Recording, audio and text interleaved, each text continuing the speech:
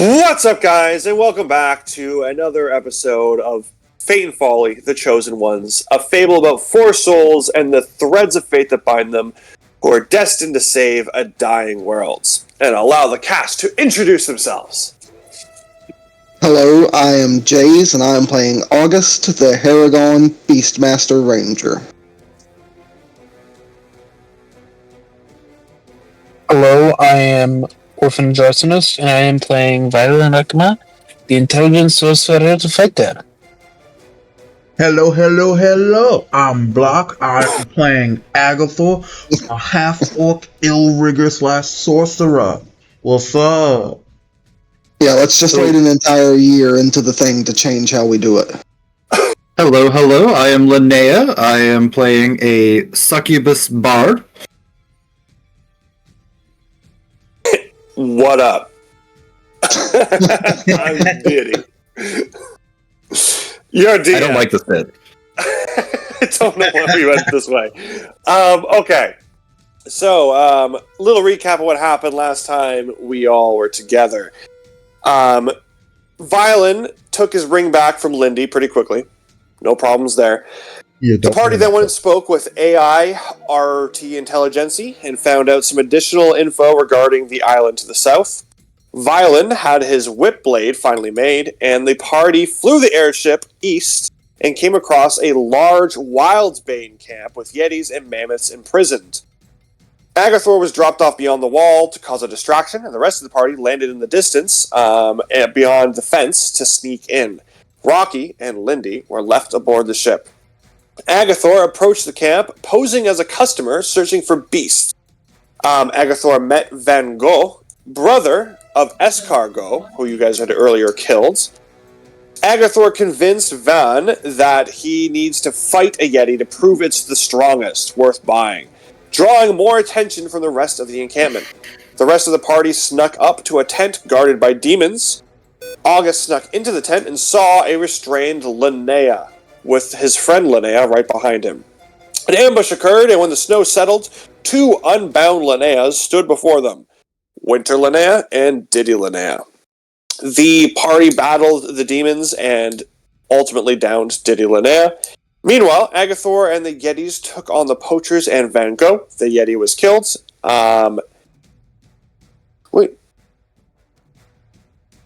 Yes. Diddy Linnea. Diddy Linnea was eventually down. Esmeralda and Polymorph emerged from her bag of holding. Esmeralda protected Linnea, and Polly basically made a copy of her. August then attacked the Winter Linnea and threw a potion to Esmeralda by the downed Linnea.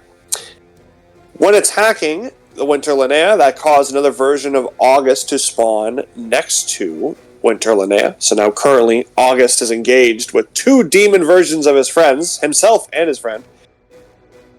Agathor used plot point to kill Van Gogh and destroy a majority of the poachers, and also release the mammoths and the yetis. The poacher reinforcements reached this battle and was able to down Violin. And meanwhile, Agathor is coming with his freed reinforcements to support the rest of the party. We're at the top of the initiative. Last plot point went to Agathor. Today's session plot point goes to August. Hey, let's go. So, the situation. Agathor has released the mammoths and the yetis and is on their way to help. Agathor, you do not know who is the real Linnea and who is the real August. You have no idea what's going on over here. Not a clue.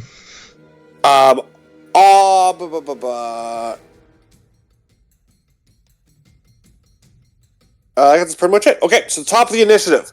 That is going to be... I have now taken control of the demon version of Linnea, and the down Linnea, or real Linnea, is now back to being in control by Winter. The true possession of that character. So that means I go first. So this Linnea... Cheating. is right next to August, right? Yep. No. Yeah. Well, yeah, standing over you pretty much. Standing beside me, I'm not down. No, but Linnea's tall and August is short. Oh, true. She's gonna stab you. Okay. That's a 17. I'm pretty sure that hits. You don't have an AC higher than 25? Ugh, disappointed. That does hit. That is 5 piercing damage. Okay. Alright. And then...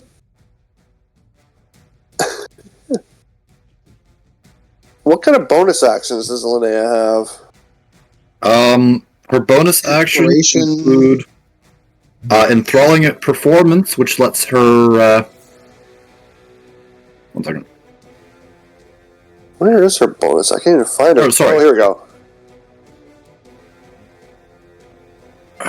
go. Surrendering is a bonus action. Nah, it's too much work to look into that. She's just gonna, If she doesn't cast a spell, she can cast Command as a bonus action. Okay. She is now going to command. Can she use it on an ally without having to make them roll or anything? Why would she? Because the demons are kind of doing their own thing and have been attacking everyone. Now she wants to I think she wants to control, make sure one of the demons, because the demons don't know who's who. They're attacking whoever. So she's going to command one of the demons to basically focus their attention away from her. So, there's If you want to, yeah. Isn't command She's like going a single word, though? Yeah. Usually. So, Them! I just point. How could we describe these characters? What would be a good... Oh! Bunny! She's gonna yell "bunny" at one of the demons. Do they have to roll anything? I mean, it's... So usually the spell is a wisdom saving throw, otherwise they have to do what is said by the spell. But because you're just kind of using it to tell them that's the one you need to attack, if they're allies, you can just rule it that they fail automatically. Okay. They'll just start So they focusing fail on it. automatically. Well, I mean, are they One of the- allies, though? Because they're attacking everybody. This could be the Linnea that's their enemy. I mean, this Linnea did kind of just say, I'm the demon. Well, they didn't know. Linnea just smiled at August. That could be seen as anything. I'll roll yeah. wisdom, but I'll roll it advantage because they're kind of a little bit more thinking that they're on their side. Oh, not good. 11. What do I have to get? You have to roll lower than an 18. Oh, so I have to roll lower. Yeah, they failed. All right, they failed. So one of the demons now knows to go and attack August. Yeah. They are going to go and want to attack the bunny. There's 2 bunnies, though. Yeah, exactly. Shit! Yeah. So they're gonna attack the bunny, but which bunny? I forgot there's 2 bunnies. All right, well, that is a 50-50 chance then, I guess, on their turn. All right, that's their bonus action, though. Their dragon, is going to. They're right next to you, so they're going to bite you. Bite ya. Do you want me to tell you what their stats are? No, I have a stat block open for it. Okay. Because that spell specifically has a different set of stats. Oh. It doesn't have a bite attack, it has rend. I mean, the stat block I have open is probably weaker than the spells. I'm just going to use this one anyways. Okay, fair enough. That is a 13 to hit. To hit me? Yeah. That doesn't hit. Okay. Dragon goes snapping at your legs, and with your little bunny reflexes, you're able to dodge out of the way. Alright, so that is the end of the Linnea Esmeralda combination. Linnea! Alright, you said I woke up at 1 health, right? You have not woken up yet. You are currently in death saves. Oh, okay. I thought I was However, given the potion. Esmeralda has the potion, so if you want to use their bonus action to give it to you, then you can. Yeah, I'll have them do the bonus action give first. And I get Linnea up. Okay, yep.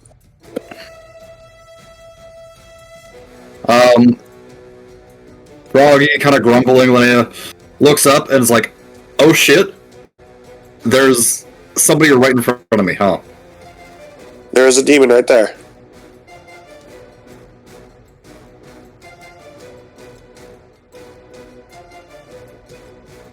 You know, I'm gonna cast Polymorph on myself.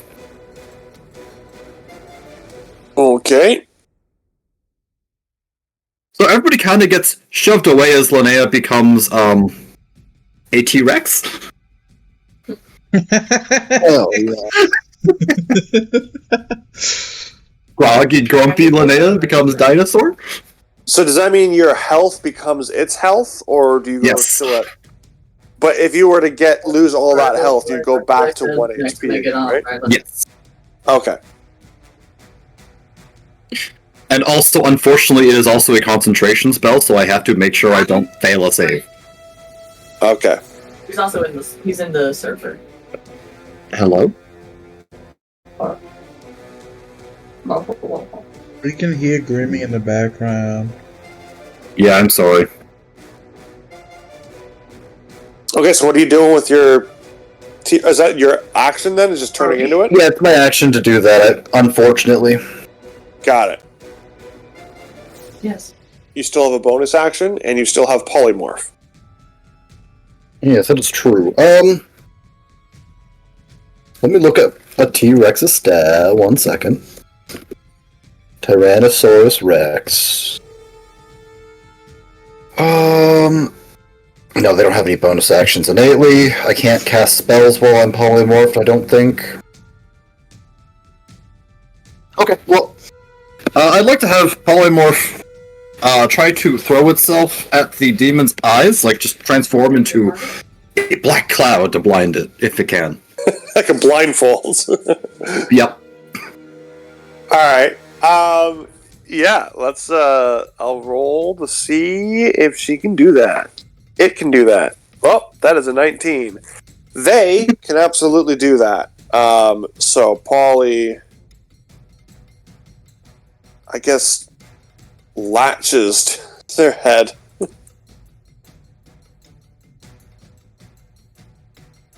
Okay. Oh, sorry, I figured out one bonus action. What's that? I'm going to use the Mantle of Inspiration to give all of my visible allies 8 temporary hit points. And they can also reaction move if they wish. Without provoking opportunity attacks? Without provoking attack of opportunity, correct. Alright, I will absolutely do that then. Just move. Is there anything close enough that I can hop onto, Diddy? Like a roof or a tree or a fence? I'm just trying to picture, where are you guys currently fighting right now? Oh, at the camp. Yeah, there's probably like a stack of like storage crates nearby that can go up above head height, but not, super high up. I'll just move toward that. Your toesies are still slashable. Alright, I'll get up top of there for my movement. Okay.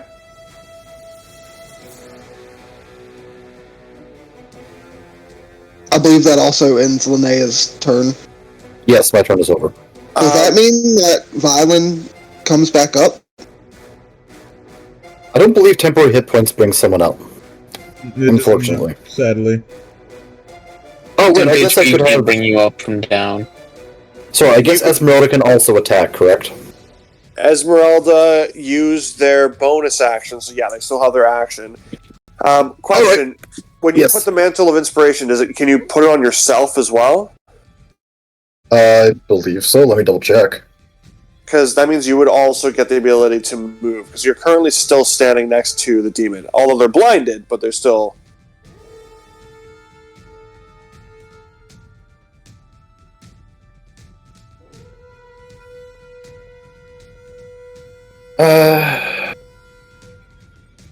When you do so, choose a number of creatures you can see.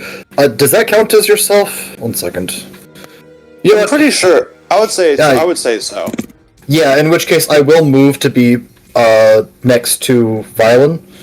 Wait, no, there's poachers there. I'm gonna move off to the side so I'm not within reach of anyone.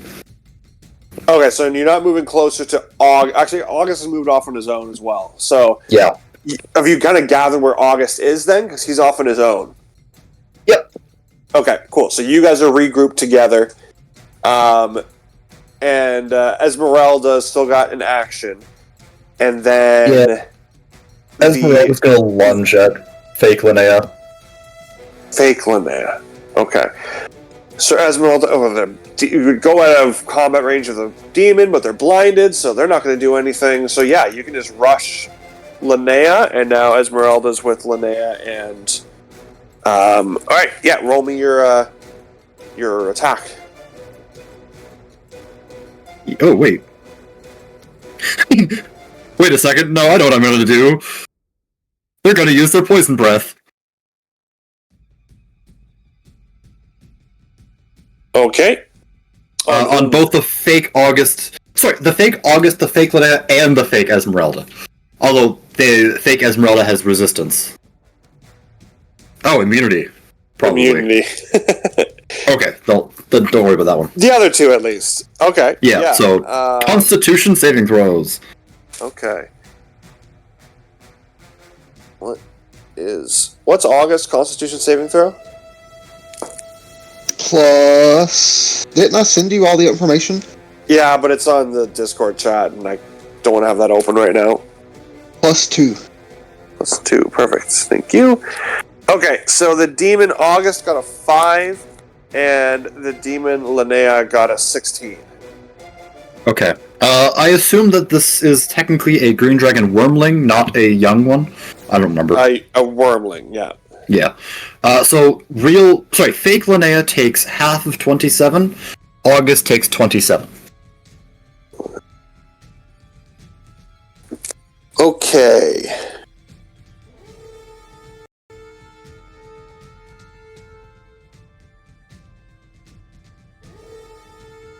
Oof.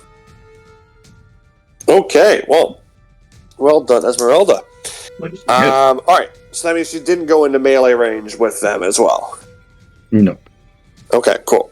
Alright, so that's your turn then, right? Yep. Alright, perfect. August! Hey! Do I get to do stuff? Yeah, for your second time in this entire combat. Alright, so I moved 30 feet away. The first thing I'm going to do No, you can't. is, take my short sword No, you and... I can't? Okay, that's No. cool. can't. No, sorry. No. Fake Linnea reaction cast hypnotic pattern centered on you. Auto succeeds. Yeah, more tentacles come up, you're restrained. No, continue. I would like to ask you if I can cut the back of my arm as a free action to get real blood going. I'll take some damage if I have to. This is your indication that this is you, right? Correct. Yeah, I'll allow that as a free action because you're taking damage for it. Roll me a d6. Fuck. That was 6 damage. Yowza! Okay. That's okay. I still have 2 temporary hit points left over. Action. I am going to focus where fake Phonea and Phony August are staying and cast Spike Growth with them in the center of it. So you're doing it around the 2 demon copies as well as the Esmeralda that's there. Fake Esmeralda. The fake Esmeralda. Okay.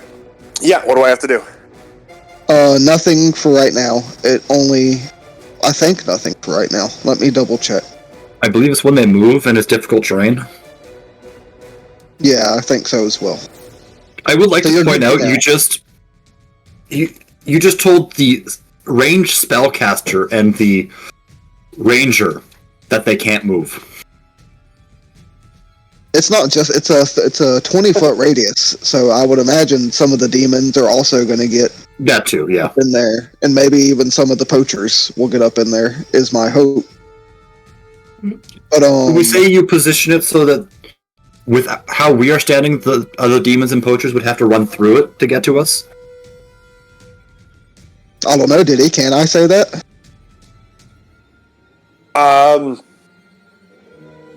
Or could I at least focus it to where at least one of those groups would have to come through it?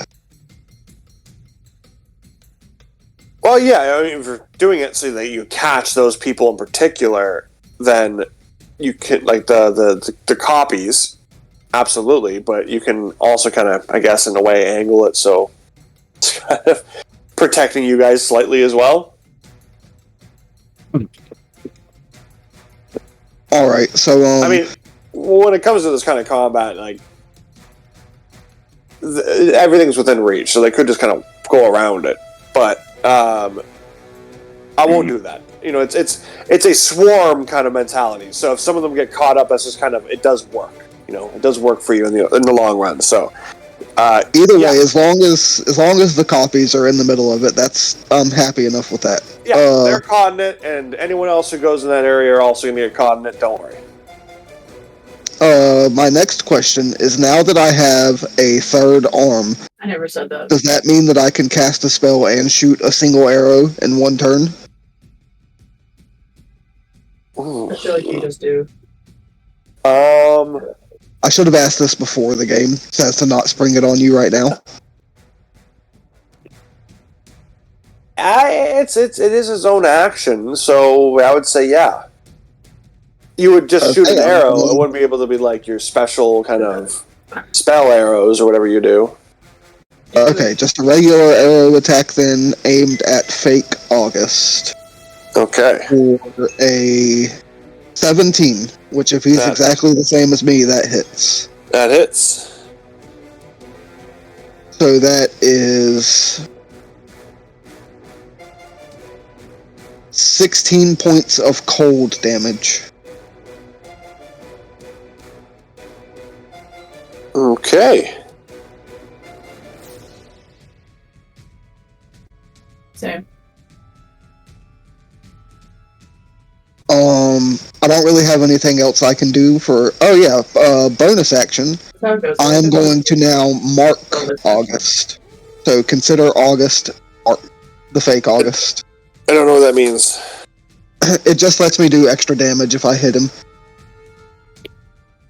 Okay. Just, you gotta remember that for me, then. Do. That's the end of my turn.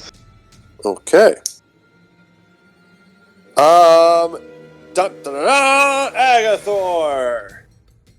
Alrighty. So you kind of arrive to the combat situation. I'll describe the scene for you, Agathor. As you reinforce your friends, you can see there's a group of poachers immediately in front of you that have surrounded... there's a group of poachers in front of you barricading you from reaching the rest of your friends. But beyond them, there is another group of poachers surrounding your friend, Violin, who's currently downed. Yeah, do it again. Beyond that, there are a bunch of demons. And then you can see your friends, August and Linnea, are kind of gathered off to one side. And you can see off to another side, amongst a bunch of spikes, is another August and Linnea. There's also two Esmeraldas out there right now as well. I guess you would never have seen Linnea. It's a giant T-Rex, not Linnea. So it's a T-Rex in August, and then Linnea in August, off to one side. You currently have with you 2 mammoths and 3 yetis. He pissed me off that day. Alright, as I'm running up, I'm going to, and I see the poacher standing in my way. Like, I'm not even going to stop running, I'm going to charge forward and I'm just going to scream out. I just expect him to catch me. is I'm dead. flailing. Feline. Your crew is dead. Step aside and you live. Stay in my way, and I cut you down like the rest. But I'm going to make an intimidation check. Or like to try to make an intimidation check, see if they just, leave me the fuck alone so I can get to my friend. Yeah, you can roll an intimidation. No, man. Did y'all not just see what I did to your friends over there? Get them away. Move. I don't think we noticed, no. No, not them. I'm talking about the poachers that ran over here. They saw what happened. That's a dirty 20. Dirty 20. Okay. Oof, okay. A large portion of them... Oh, sorry. A small portion of them do separate, but a large portion does stand firm in front of you, barricading your way.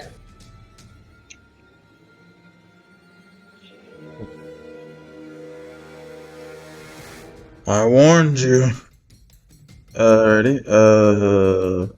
So, just so you know, on your turn, because you brought them with you, just like Linnea has the ability to command Esmeralda to do things, you also have the ability to command the Mammoths and Yetis to do things. Alright. And it's a bonus action, right?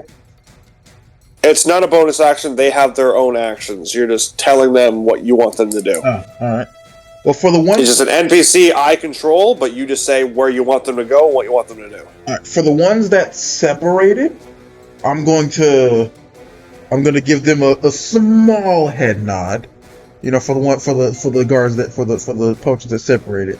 And then I'm gonna command the animals to attack the ones that have not moved. So the ones that are separated, they don't get attacked, but the ones that are still standing in my way, we're about to plow through these motherfuckers.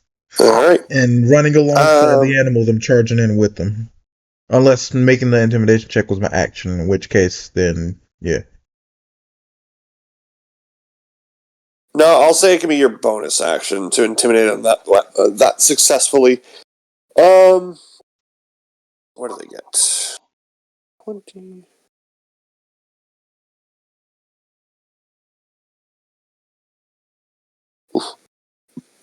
14 and 27. Okay, so one of the mammoths goes charging through and bulldozes a path in front of you. The other mammoth kind of gets held up and is currently engaged with the remaining bulk force in the center. The Yetis go and reinforce the second mammoth. They have 2 claw attacks. Perfect.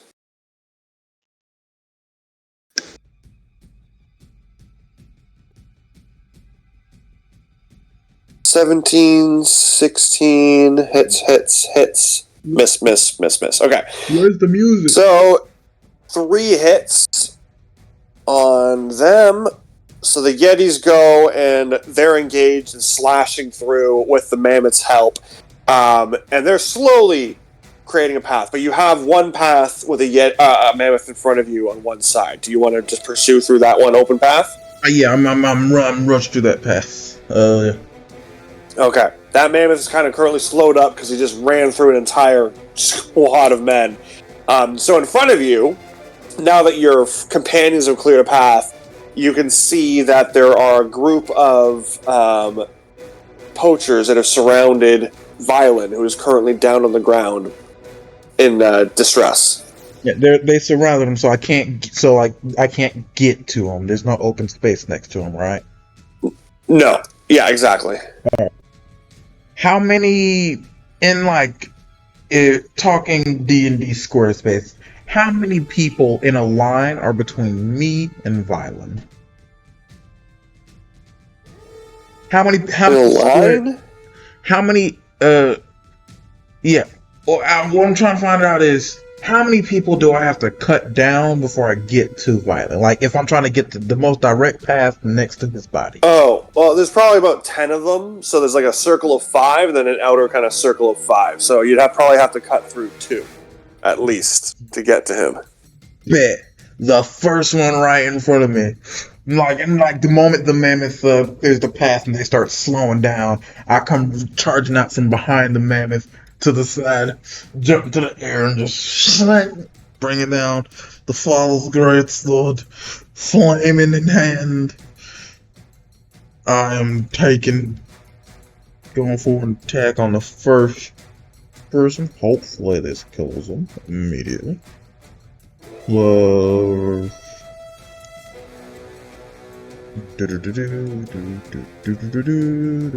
Natural 29. Hell yeah. What a start. You ain't keeping me from my friend. You do max damage roll again, right? Yep. Alright, so that's 20. Because 2d6 slashing, 2d6 fire, 46 total. So 24 off the rip. Plus. Do they have any resistances to fire or slashing or anything like that? Nope. Alright, so I'll just keep everything total. And not great damage, but that's 24 plus 16, so 40 damage. Okay. On the first guy, as I just come in.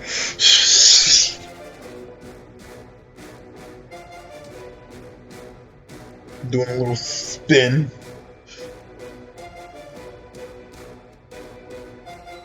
Do they live that? 1 second.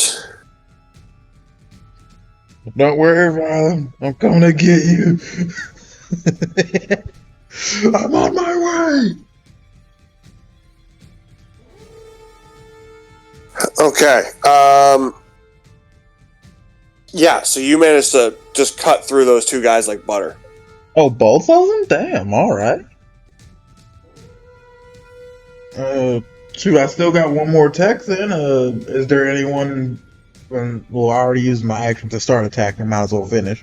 Is there anyone... I was like, cut through them right next to Violet. I'm gonna try to cut down another one that's... Oh, forgot. Yeah, sorry, I forgot there was two guys. I meant... Yeah, you got through the one guy with like butter. Okay. Now, you use your second attack, I'll get the second guy.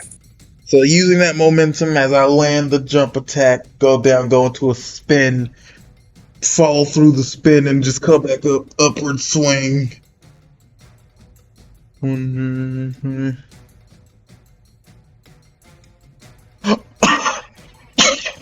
Another natural 20. Another natural 20. Another natural 20. I imagine this guy's going down like butter too. So 24 plus 46 is so that's 42 total damage. So I come running from behind the mammoth, jump up, come down, diagonal slash, land, spin, and then just diagonal slash up. Just slip the pose right over Violet's body. Yeah, but like you'd imagine there'd be a lot more blood, but with how hot your blade is, you're cauterizing them at the same time. It's so like it's like a their body's just lightsaber. like, yeah, they're just cauterized and they just fall down, slumped in half, burnt at the same time. All right, perfect. Yeah. Anything else you want to do, Agathor? For flavor, I'm gonna turn to the rest of the poachers and I'm standing over Violet's body. Who's next? And that's my turn. I would allow you to roll another intimidation, but you already did. I used everything. Yeah. But that was a very epic and very Agathor-like turn. So I'll give you inspiration for that turn there, Agathor. Hell yeah! Two natural That was 20s, fucking row. that was a good one. I like that one. Okay, we're back to the demons. Who are currently, one of them I know is going to go off and attack the bunny. So let's roll. Which bunny? 50-50, right? August. Do you want to do odds or evens? Evens. Evens. I do have one question. Can that August. demon see the bunny through Tyrannosaurus Rex Linnea? Through? Can they see August? Because I am currently a... What size is the T-Rex again? Huge. I am a huge-sized creature standing most likely between them. Well, they August ran off on his own before you even joined him, so they would have clocked where he was. Yeah. It's not like just because you're there now it's like, oh, where'd the money go? But it doesn't matter. They rolled an 8, so that's evens. They will go and attack the demon August. Okay. Hell yeah. So one demon is going to run up to Demon August, and we're going to do 3 attacks. Nice.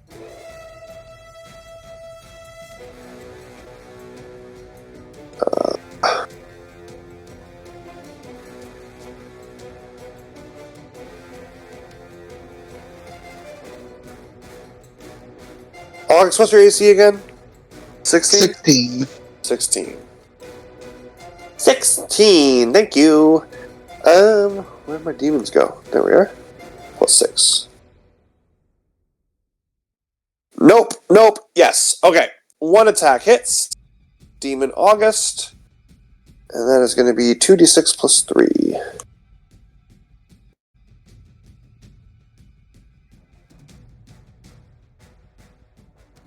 $14 more damage to Mr. Demon August. Oh, God, he's barely standing at this point. Okay. Having walked into spike growth to get to this guy, does that injure him at all, or does that just make it difficult to get there? He takes 2d4 damage for every 5 feet that he moved in the thing. And if To get to where he was. It's difficult terrain. That is 15 feet, so 64. Yeah, so roll me 64. And I'll give that to this demon. Oh, shit, this is also the demon that Mind Whip is currently enacted on. There, Violin. No, wait. Nope, sorry, that's different. No, that's not the same demon. Wow, that was bad. That's only 10 damage. 10 damage.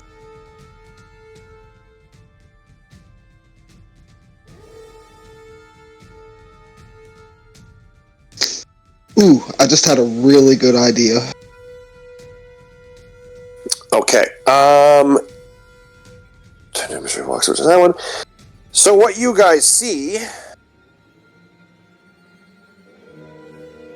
spawning out of Demon August is another demon.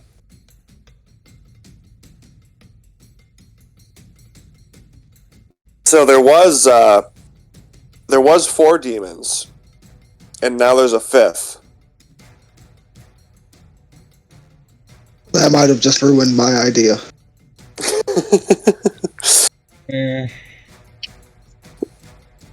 But that's only one demon's turn. So, August, the demon that currently is impacted by Mind Whip. What happens with him on his beginning of his first turn? His next turn? You're asking Not me? August. Not August. Violin. He's been muted for a while, and I'm hoping he's here. Violin, unmute right now. Don't make me call your phone. I'll do it. 5, 4, Don't count down. 3, 2. Come on, dude. Okay, I've looked it up. It must choose either a move, an action, or a bonus action. It only gets one. Move, action, or bonus action. Got it. Okay. And this one is actually the blinded one. So I guess his action is going to try to remove polymorph from his face. That's going to be his action. No. All right. Ah! So how'd it go? That was a 10. You go, Polly. Not good enough. Folly blinded him still. Alright, so Mind Whip is no longer effective anymore, right?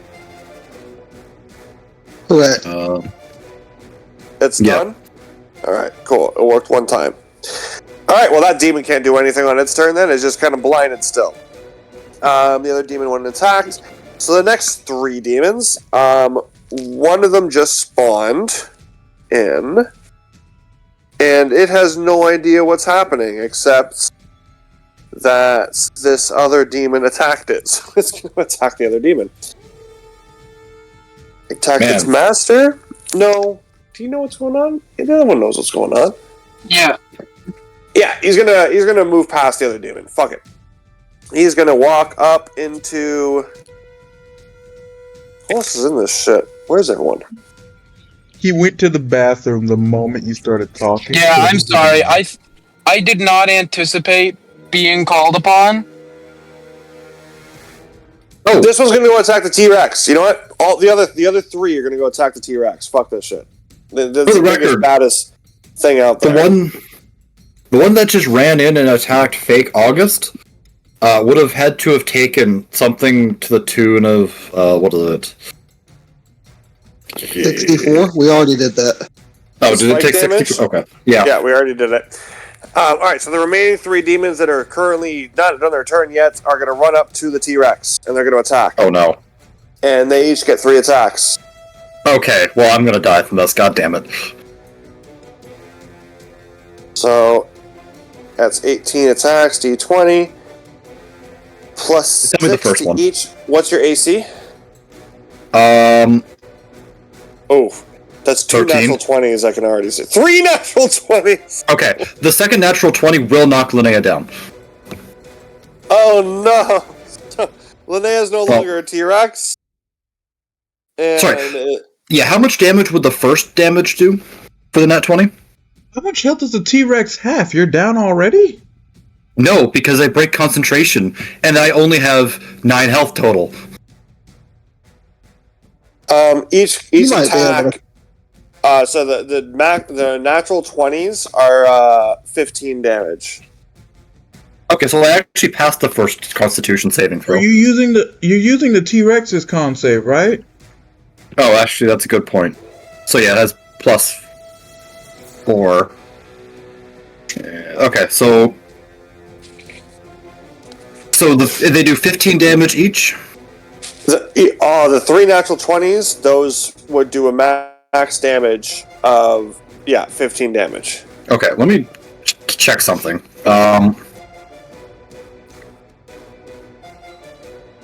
Do 1 30 6.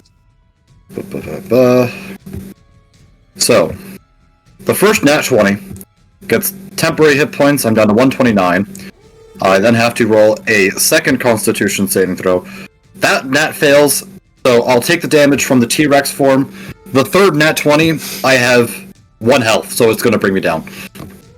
Yeah, and then those are just the natural 20s, the max damage. I haven't even rolled yet. And then total, there's going to be another 10 attacks that hit you.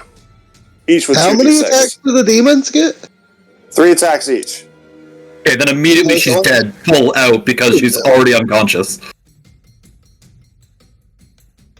That's only 9 attacks, though, right? 3 by 3 is. I think nine. Oh my god. I think you're thinking right. of the poachers, I was doing it Biddy. right. You're thinking of the poachers. Yeah, I'm thinking yeah. of the poachers. You're right. Okay, so I'll just do the first 9. Where are the first 9? That still kills her outright, though. So Yeah, no. It doesn't even matter how much damage they do. They could all do 1 damage, and the third attack kills her, flat out. It doesn't kill her. The third attack knocks her out. yeah, and then the But fourth attack. I'm making sure you're not dead based off Well, of no, if you do all 9 attacks, she's dead.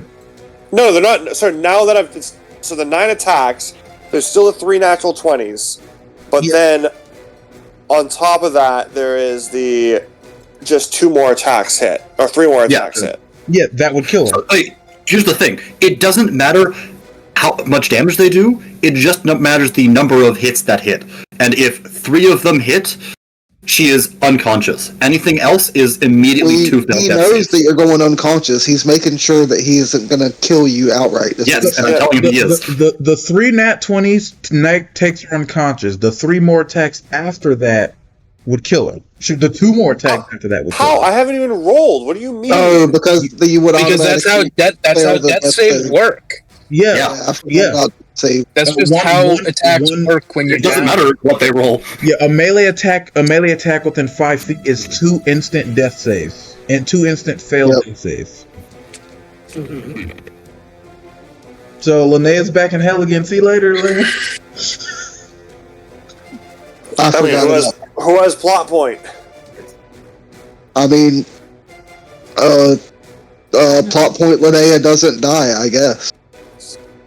I accept this plot point. You want to make the plot point That was where my other great there was idea that I had. a miss? Plot point: the demons get smited by God.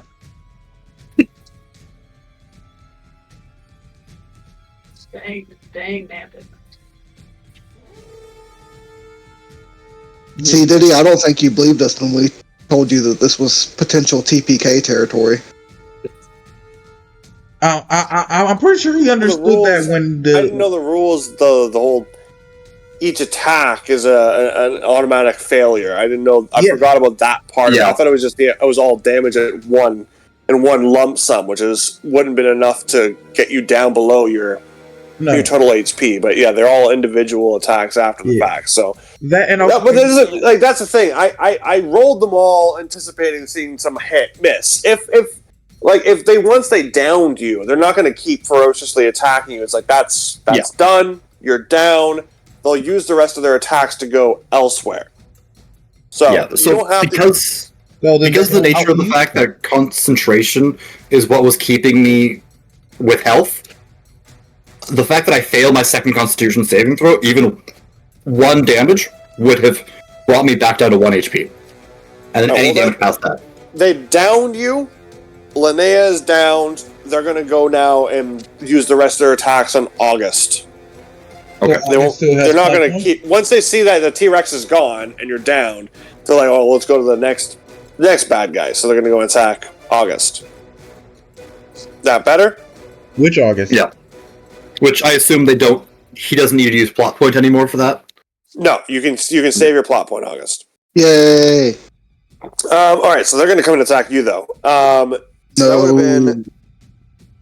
You said it would have been the 4th attack would have been what knocked you out?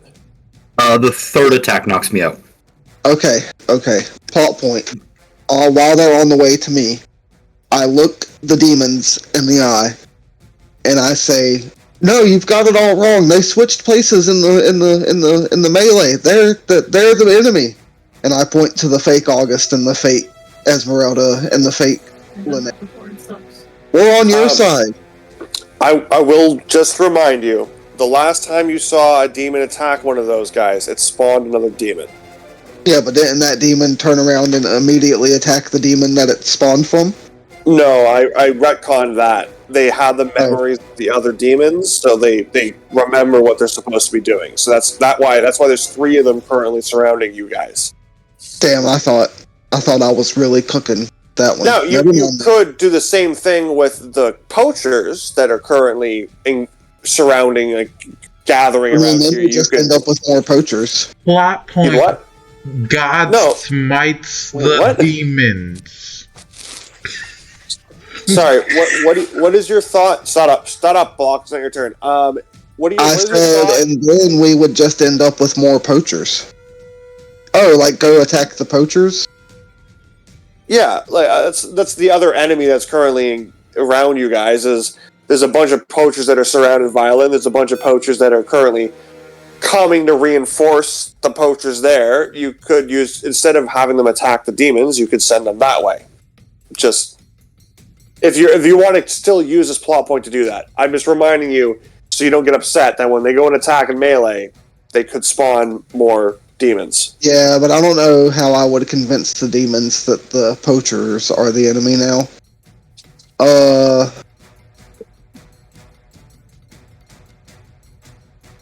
Yeah, I don't know. I just I accept these attacks. Well, that would be, what's your AC again? 16, right? All right. Yep.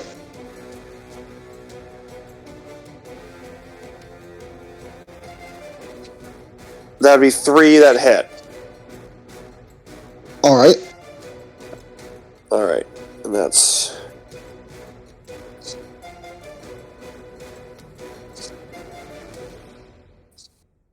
That is going to be 15 damage.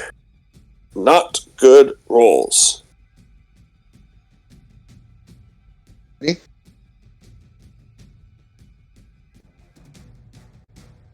$15 damage, you said? Yeah, from 66, I got 15 damage. Damn, that's brutal.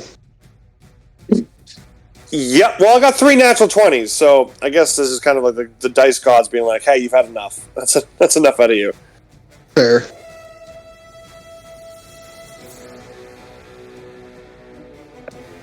Alright, sorry that took so long. That is the demon's turn. So then it's now Violent.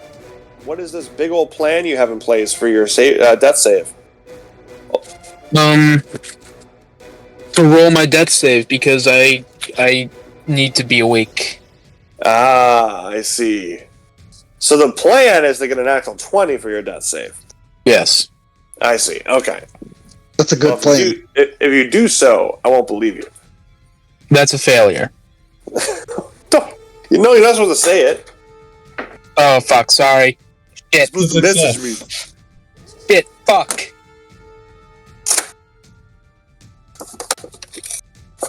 Just re-roll, but make sure it's a failure again. But don't tell him. Yeah. Okay. So that's your turn then, Violin. We are next up to the poachers, who now have 2 people to look at. But Violin's down, so they're going to attack Agathor. Hey, Agathor, welcome to the battle. Some poachers are going to attack you now. That sound good? Yeah. Uh-huh. Yeah. You happy about that? Yeah. Hey, at least there's 2 less now. Hey, where are our Yetis and Mammoths? Killing the other poacher group that I left behind. Oh, Yeah, okay. they will attack separately against the mammoths and the yetis. So the rest of them, the remaining 8 are going to come and attack you, Agathor. Mm-hmm. That is going to be. Oof. How many are above 22? How many are above 17 first? Oh, don't do this shit again. I hate this shit. It always makes things so much more confusing. 1, 2, 3, 4, 5, 6, 7, 8, 9 of them are above 17. God damn it, all 9 are I have to use my last spell slot now. I don't want to know. Alright, fine. How many are above 22?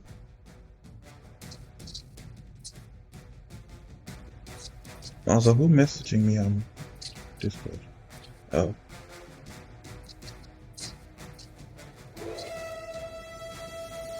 Three are above 22. Alrighty, 3 of them hit.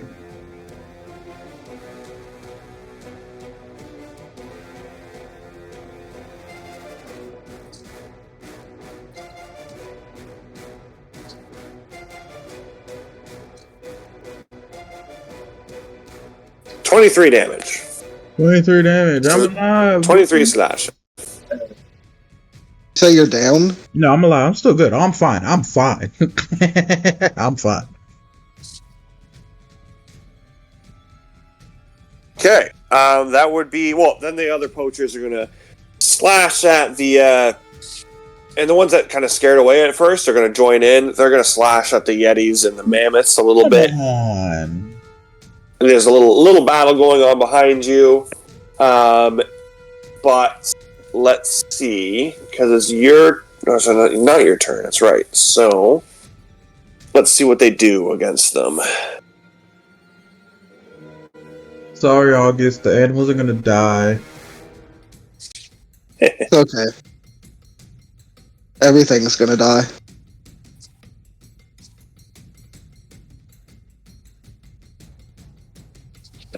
August goes through an emo phase.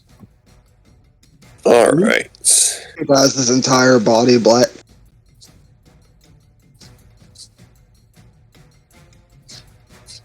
They do Not because he's socially inappropriate. 30 damage to the mammoths and 15 damage to the yetis.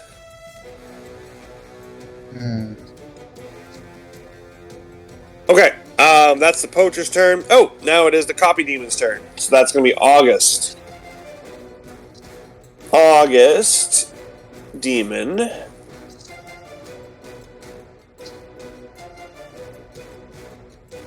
Let's go fight his Faja. August, you know what? He's actually just going to shoot you with an arrow. I'm just going to shoot with it. Does he get 2 shots?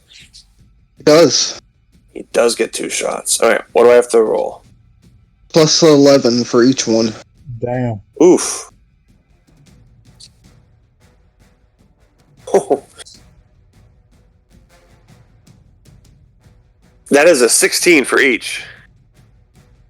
They Which both is hit. just enough. Alright, what's the damage they get to do? Does he have my magical arrows or just a regular bow and arrow? No, just a regular bow and arrow. August, what armor are 2d8 you plus wearing? 12. August, what armor are you wearing? Not a good one. Sorry, plus 12? Yeah.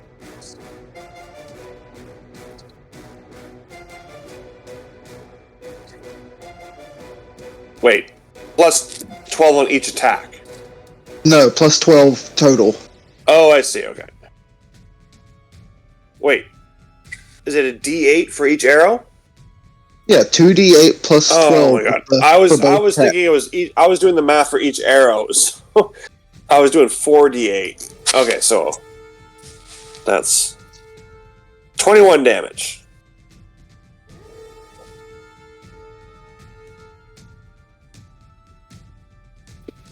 Looking a little rough over here. That's okay, because I know that the August clone is also looking pretty rough. What? I don't know what you're talking about. Oof. But there's spikes. If she moves, she's in spikes. Shit. Fuck. Yes. Alright. Well, she's gonna do it anyway. What does she have to roll for spikes, or she just take damage every time she moves? Automatically takes the damage. Okay. And wait.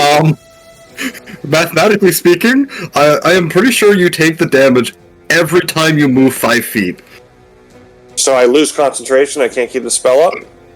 Not You have to to make for every 5 feet. You have to make a Constitution saving throw, most likely DC 10. Yes, DC 10. It's only going to be 2d4. And what's the radius? Is 20 feet, right? So I gotta make 4 of these rolls 4 of before I get out of here? Yeah. Okay. Well, that's a 20 on the first one. Mm-hmm. Okay. Oof. That is a 19 on the second one. Mm-hmm. That's fine. That's a 7. Oh, so close. That was so close. On the third one, she loses concentration, and then the last 2d4 will go directly to her hit points. Okay. Well, she's still gonna try to keep getting it because she can keep moving, right? Yeah. All right. So then she's gonna take that damage. Roll me your 2d4. She's gonna try to get the remainder out. Oh, it's an actual 20. She's gonna hop out of this radius of spikes. 4 damage. 4 damage. Actually, she can't move that far. What? It's difficult terrain. She can only get the 3 tiles. Oh yeah, Oh. that's true. Which also means the demons shouldn't have been able to reach us, but that's a story for a different day. So what does that mean? Sorry, was it 4 damage you said? They wouldn't even have taken the 4 damage because they're still stuck in the edge of it. No, that was the initial fail that lost me my T-Rex. Yeah, but technically the damage would have happened to the T-Rex form before you swapped. So Which is also how I ruled it when I did it. I just lost my T-Rex form, but I didn't lose any Yes. damage. Yeah. Alright. T-Rex form. Turn Okay. wasted. Okay.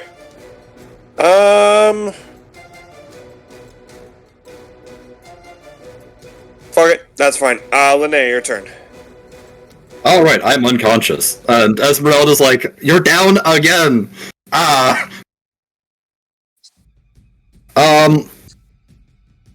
One second.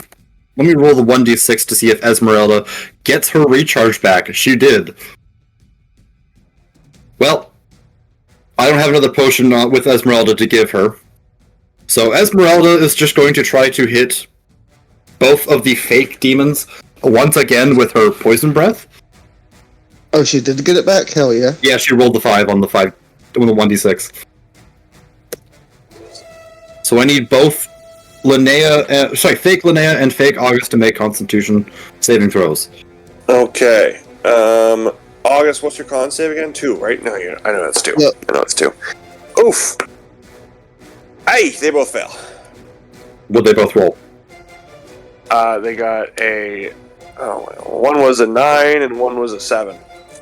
Okay, yeah, so DC is 11, so they were very close. So they both take 22 poison damage. Oh, Very Jesus. Very Yeah, nice. breath weapons are potent, but they only get them back if they roll a 5 or a 6 at the start of their turn. Alright, well, the demon August starts hacking up along and then, shrivels down and just crumbles into little ash pebbles or whatever, and demon August is dead. Proud dragon noises.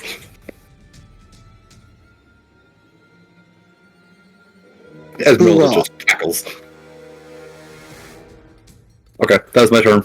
Oh, I guess I have to make my death saving throw, huh? Yeah. Yeah, that would be smart. Nat 20. Oh, shit. Linnea is back up in the action, boys. But I assume that's the end of my turn. Yes. Yeah. That... Of all the times to get a nat 20, huh? I mean, at least you're not dying. Yeah. Okay, that was my turn. Okay. August, your turn. August looks out at everything that's going on. He starts to panic a little bit, and he's hyperventilating, and he just closes his eyes and takes a deep breath. Father of the Forest, I don't know if you can hear me right now, but please tell me what I'm supposed to do to defeat these demons, and I would like to use plot point to pray to the Father of the Forest. Okay. And hope for some divine intervention, literally. And hope for some divine intervention.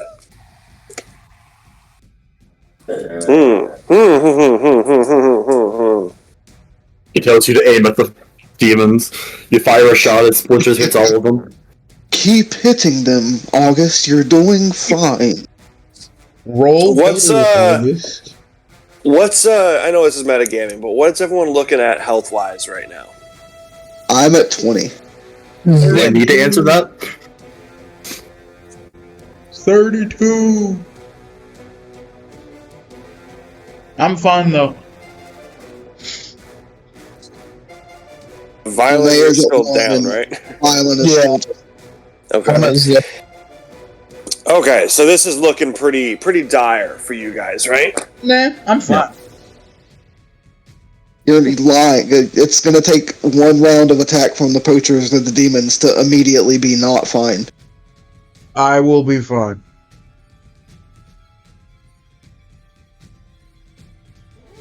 Okay. I just get dog. Tell your dog to get. How about you get? If you would like to think about it, I can go ahead and take my turn proper. Yeah. Why don't you take the rest of your turn? Let me think about it. Alright, so I am going to cast Hail of Thorns and shoot in the group of poachers. My poachers, right? Right? What? You're shooting at my poachers, right? Yeah, the ones messing with you. Good. I got a freaking natural 20, Nice. which means he is gonna take the full damage, which is 8 plus the roll. Where's my D8? I just had them. What's going on here? I ate them. I was hungry. Doesn't your bow also just add damage to all of your attacks? Oh yeah, so it's 2d8 because the cold damage. Thank you. So 16 at least plus 3 is 19 plus 5 is 24 plus 6 is 30 and then 2 maxed out d10s for the Hail of Thorns is 20. 29, so he takes 59 damage. Jeez. Nice. And then anybody that's within 5 feet of him, so I would have aimed at the one towards the back of the group so that Agathor doesn't get hit directly by this, but any poacher within 5 feet of that poacher has to make a dex save to see if they take damage from the thorns as well. I think I should have went for the one right next to me because that would have been that would have gotten a bunch of the poachers with the AOE. And you. What's Yeah, what's the DC? I'd live. What's the DC? My DC is 15. Yeah, but you underestimate my living capabilities.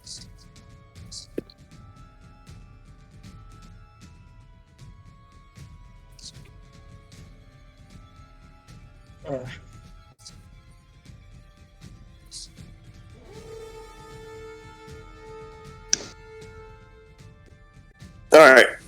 3 out of the 8 passed, so the others will take the same damage. Well, they only take, I guess since it was a crit, they still take 29, which is a lot, but they don't take the entire damage. Just the damage from the thorns. Just the damage from the thorns. Well, the ones that took the full damage are toast. Also, it's only within 5 feet of the original poacher, so I don't think it would have hit all 8 of them, to be fair. Oh, well then, whatever ones are closest are dead. And then some of them are a little bit poked. Anything else you want to do on your turn there, August? Yep. I'll take another shot at a poacher, just straight up. That is a dirty 20 for 17 cold damage. And then I will take another shot with my robot arm, which is a 26 for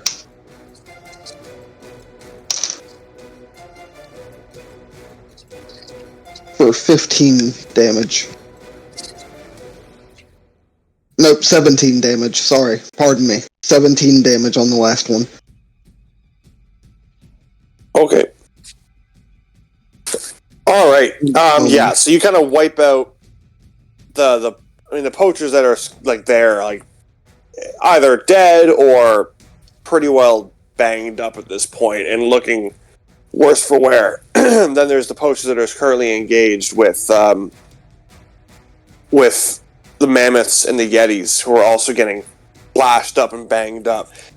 You look around and see that Linnea is currently downed. You can see that Violin is still downed. No, Linnea's back up, right? She's still prone, so it looks like she's down. But she's not death saves. She's at 1, yeah. Okay, yeah. So everyone's looking pretty bad right now, and you had reached out for guidance, for help, and you heard back. You feel this regret, this remorse, this apology of being unable to fulfill this request, and you look up and you can see in the mountains, coming out of these various hidden passageways, more poachers are streaming down towards the campsite. Reinforcements are arriving. And then you smell gingerbread and pine and cookies and, frankincense, myrrh, all that shit. And you hear jingle bells, and that's when a giant fire from the sky comes plummeting down towards where you guys are and incinerates the poachers and swoops past, incinerating the demons and the copy demons.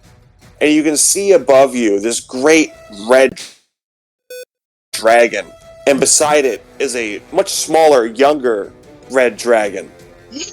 And they fly up the mountainside, and they begin burning and scorching the mountains, destroying these reinforcements, creating avalanches and mudslides, and instant freeze melting of the snow. They go sliding down of all these reinforcements. These poachers comes flying back towards you and just completely obliterates the front gate, exploding it. In this chaos, the mammoths and the yetis are able to escape back to their freedom. And this great red dragon has decimated these forces and then begins to land kind of near where your airship is currently landed. Combat is over. You guys can proceed with whatever you would like to do. Do we recognize that dragon? It's the one from hell with the really weird. Okay. Yeah, the one. I'm just guessing. I don't know for sure, but I think Rudolph it's the red-scaled dragon. The first thing. What was its name? It was specifically a palindrome, but it was really weird. Ask us something. Anyways, the first thing I'm going to do is place my hand down on Violin, and while you're unconscious, Violin, you just hear a voice say to you as you're coming to consciousness, "Get your lazy ass up. You can't die unless I kill you." And I'm going to give him 8 hit points. You heal 8 hit points, Violin. Get your lazy ass up. Do I get the sense that was already going to happen, and that's why the father of the forest was quote unquote regretful that he couldn't help, or was it more of a sense that he just was incapable of helping? More of a sense of he was capable of helping. August might have to start worshipping dragons before this campaign is over. Like I said, the gods are you. I'm gonna go cast a Cure Wounds on Linnea, and Linnea gets... Ooh, that's an 8. 11 hit points back. Cool, thank you. She kind of crumbles, coughs, and says, thanks. Just so you guys know, for the combat, I was tracking the total amount of damage you were doing. To the poachers, a grand total of 337 damage was done. Jesus Christ. You guys were decimating these poachers. Also, Demon Linnea only had 9 health left before the dragon arrived. Esmeralda for the win. So your idea was like once we reached a threshold of damage for everybody, that's when you were like, all right, here's the dragon. More so, I was going for you all to be downed, but you use your plot points. See, I told y'all we were going to win. Y'all were worried for nothing. We had this in the bag. But the combat is over. You guys have August is gonna revived. Well, before you revived each other. Everyone's back to health. The dragon is parked down by the airship. We're gonna take a brief break here, and then we'll pick things back up again in 10 minutes. Everybody, on a quick break. Get some food, get some snack, go to the bathroom, hydrate, kiss your mother. See you later. Hello, everyone. Thank you for holding true to Fate and Folly, the Chosen Ones. I'm sorry we took an abnormally long break, but we're back and we're ready to go. So the party had just defeated a bunch of demons and poachers in the Wildsbane camp. A bunch of demon copies as well, leaving them unscathed and the only ones remaining as the reinforcements are scattering into the mountainside. Thanks to this strange, heroic being from presumably the Hell Realm, considering the music and the smells that came with it, but a red dragon has come to the rescue. The party is now in the remains of the camp. The Yetis and the Mammoths have vacated on back to their freedom, and the party can now proceed as they wish. Their airship is currently next to the red dragon. Linnea is muttering to herself, and she's just casting Healing Word like 4 times. I'm gonna search the camp before heading back towards the... Alright, Linnea, roll me Arcana, and August, roll me Investigation. I rolled a I never 19. remember what my investigation is. I don't know why I can't ever remember. It's only +1. That should be easy to remember. Ooh, dirty 20. 19 +1. Okay. So, Linnea, while you're muttering to yourself and dealing with the aftermath of this combat and questioning who do you trust and who's really on your side, and what the fuck just happened, you start feeling this kind of... Yes, I'm playing Stardew.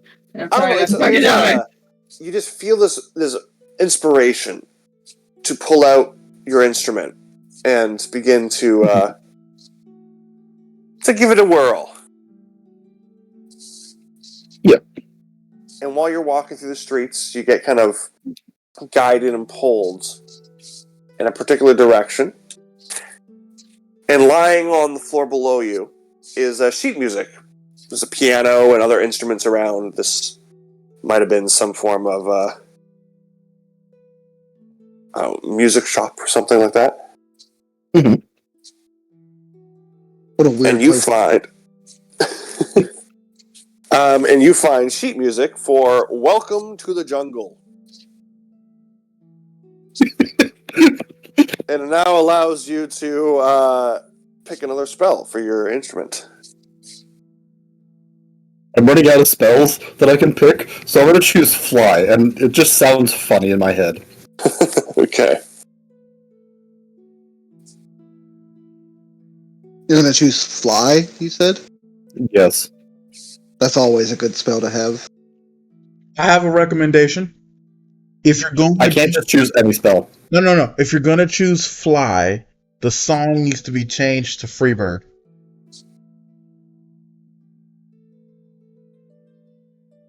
It doesn't... I'm okay with it, but it's up to Linnea.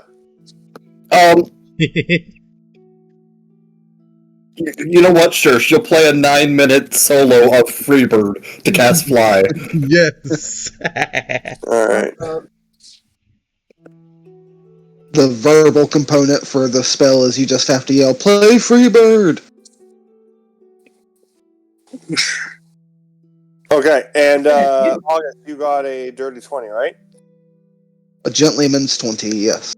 Alright, so while you're walking through the encampments, Freebird to cast Fly. you are looking around to see if you can find some form of protection, armor, and I hit way too much in this combat. it's not looking good. You're a very fragile being.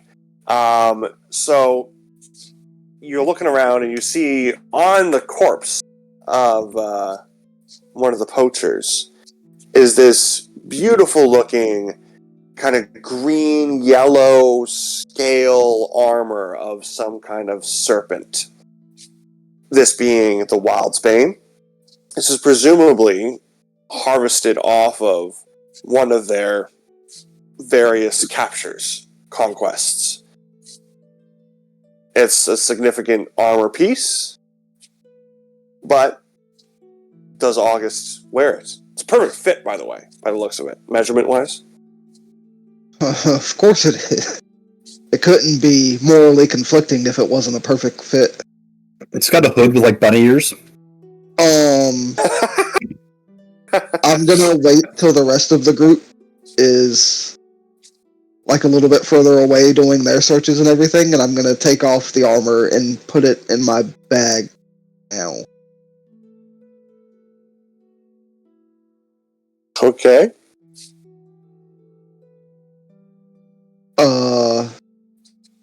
And then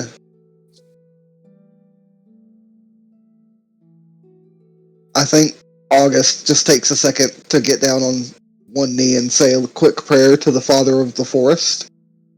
He doesn't find himself to be a very holy man, but this last 20 minutes, he certainly is. Okay. And he says to the Father of the Forest, this is... I really don't know what to do. I need to be stronger to be one of your chosen, but I don't know if this is how strength... I don't know if this is the kind of strength I want to portray on myself, so... I'll just keep an eye out for a sign and think about it. Alright, have a good night. And he kind of picks up his pace to rejoin the rest of the group. Oh, this is so fucking adorable. Good night. Okay. Anything else? Anyone else wanted to do in the encampment before you head towards your airship? Once everybody is kind of dispersed a little bit, I assume the bodies are relatively intact, right? Some of them, yeah. I'm gonna find the most intact looking demon. And Vyland's going to rustle around in his backpack for a minute, and then pull out this gnarled black looking branch with this sickly green gem entwined at the top of it. And he's gonna look at it for a second, and then down to the body, and then back at the gem.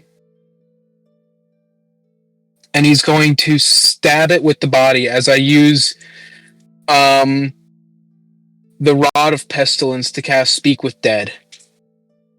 Okay. Forgot you had that. See, all these things. I even knew I gave that to you. Wait, do I have... Where does that... Oh, I don't have that written down. Oh, shit, I don't have that written down. I know I gave that to you, but... Oh, my God. Okay, I'm gonna write that down. Oh, Once per long. Do you want me? Staff of Undead. It's the Rod of Pestilence is what you call it, but it's the Staff of the Undead as I have it in your... All right, I wrote it down as the Staff of Pestilence because that's what it was. You know what I mean? It was her fucking stick that I picked up. It's what she was wielding. I believe it's an actual D&D item. But you have the Staff of the Undead. Okay, you're using that to animate them or speak with them? Speak with them. Speak with them. All right, and you actually have, I believe you have an advantage on persuasion with them now? They don't really have to make persuasion checks, they just get to ask questions. Yeah, but he doesn't have to answer truthfully, so Dex might still be useful. No, sorry, it's when you're wielding the staff, whenever you're holding the staff, you have advantage on persuasion checks against undead while wielding the staff. So basically, anytime you're holding it, it's an innate ability that you get, but you can use it to cast Speak with Dead or Animate the Dead once per long rest. So you're using it to speak with Dead to one of the demons. Okay. Yes. All right.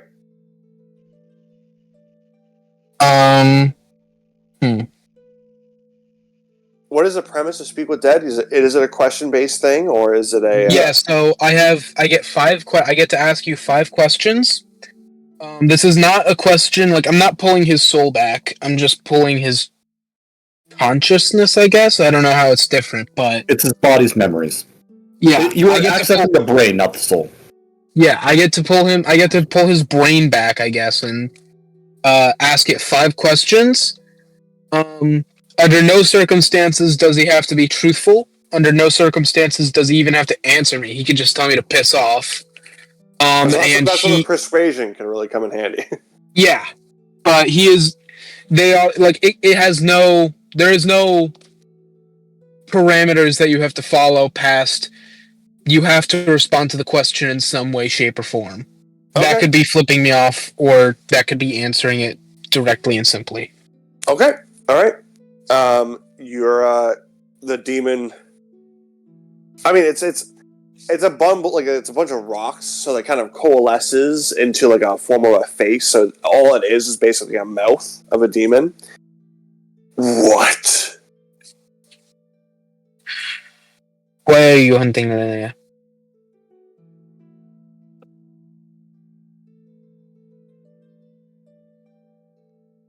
For her mother. Where is her mother? Sorry, what was that? Where is her mother? Home. Bastard. Where is her home?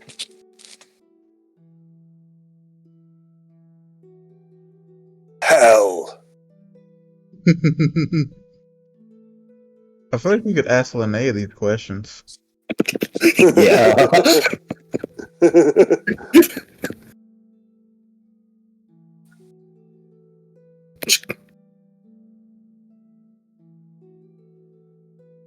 What other ambushes do you have planned?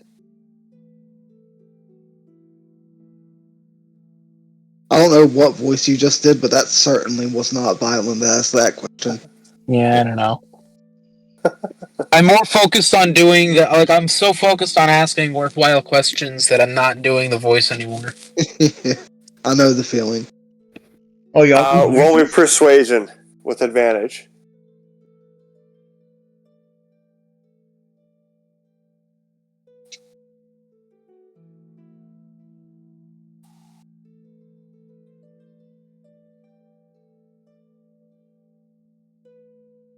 Violent? 15. 15. Okay.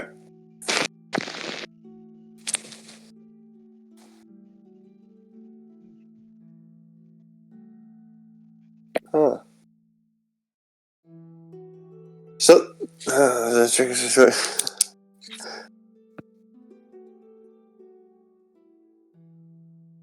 What was the question this time? What other What are the- ambushes do you have planned? Is that? I mean, I don't want to make this easier for Diddy, but is that something that a low-level demon like him would even know? Is he a low-level demon? He'll say there are plans in place. Last question.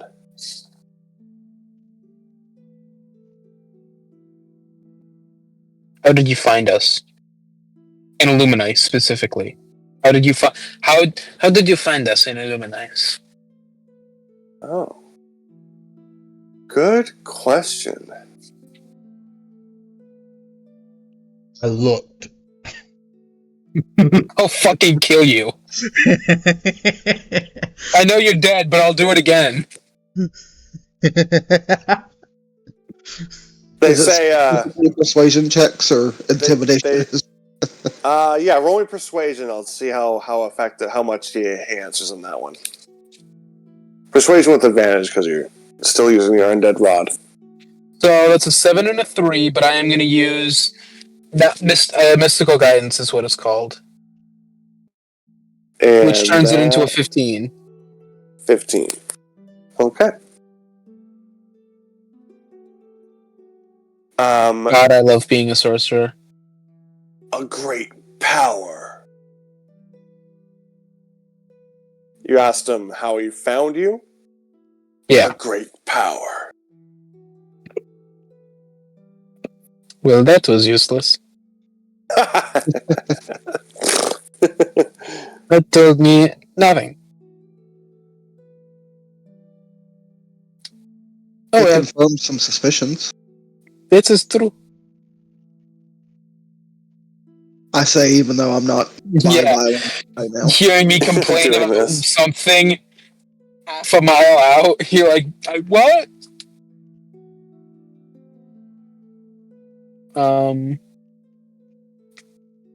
That's all I had.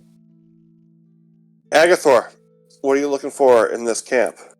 I am taking every coin, gem, anything of I am taking every ounce of monetary value they have.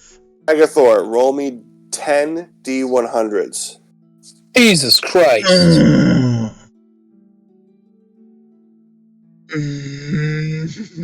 TND100.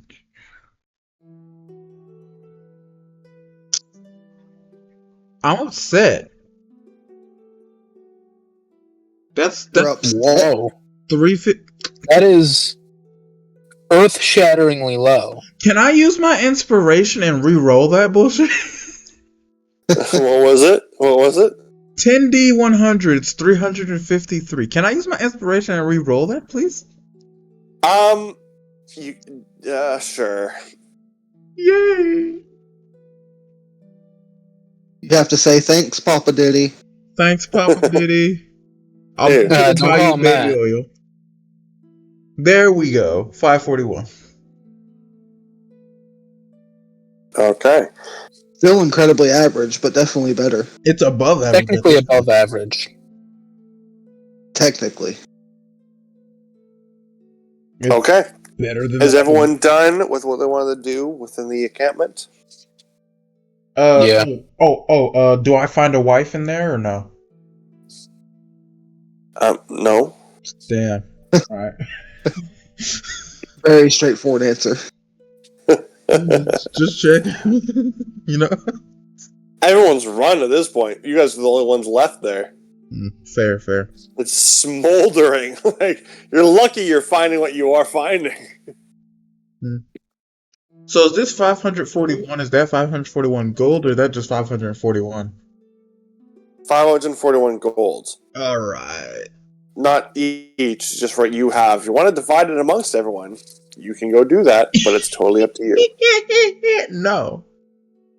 Fuck you. I fought my way out of there. You didn't do shit. Fuck you! Yes, I did! Alright, so you guys are done the encampment and you're heading back to the airship towards where the Red Dragon and the Yeah. Offspring are waiting. Vashna Kanakanov. What the hell did you just say? The name of the dragon who saved us is Vashka Kanakanov. I will do the speaking. I do not believe anybody else here speaks Draconic. Veshka Kanovanov. Vana Kanakanov. I think I'm thinking of Vashna.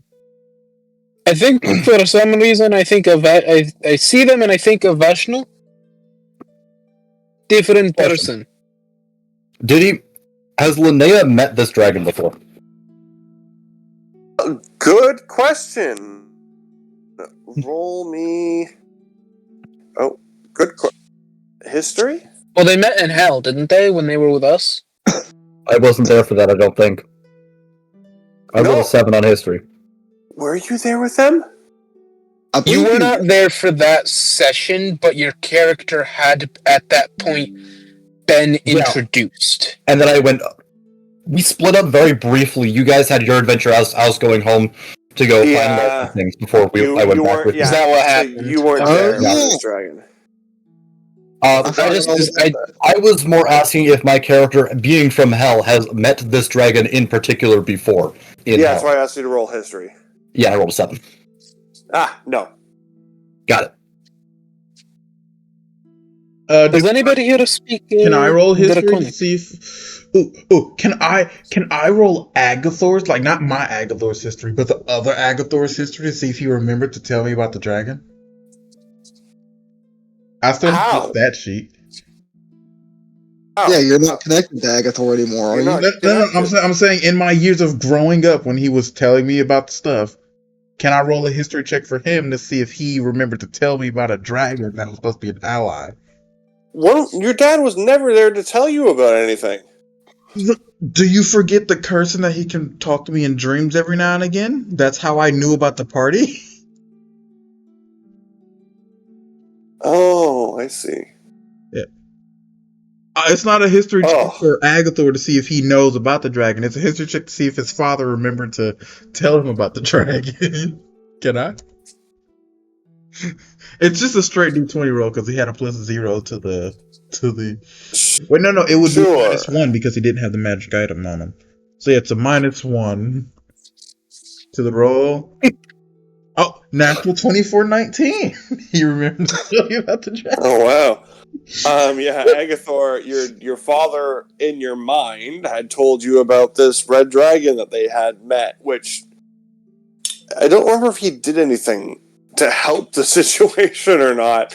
There was I nothing defended to it. do. It was actually very soon after he fucked your mother, so this is kind of like a very this is how you were created, son. Is I fucked your mom and then I came up and met a dragon.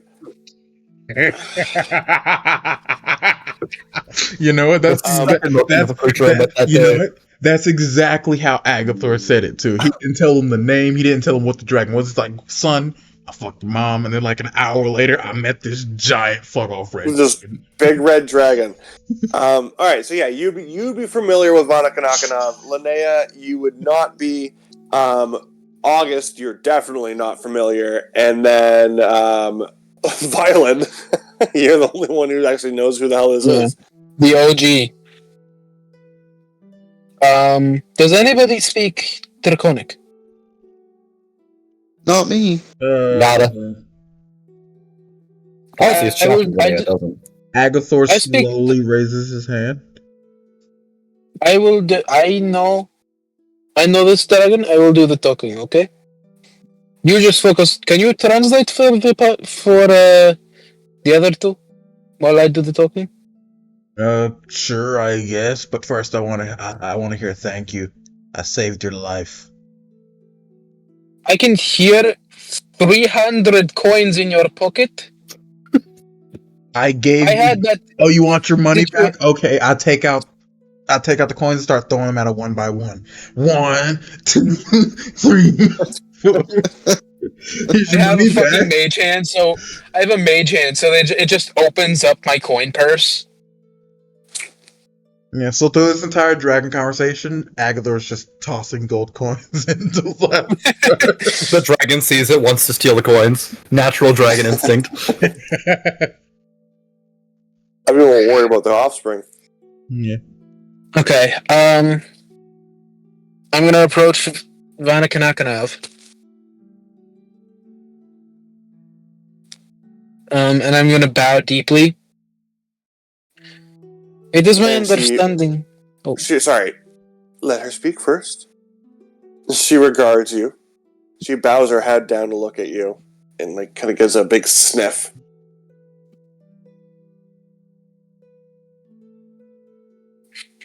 I do not know who to trust. There were multiples of you, and you are who remain. How do I know you are who you present to be? Your name is Vanakanakanav. This is the egg with which I helped you guard when you were injured. Watered in that ruined building in hell.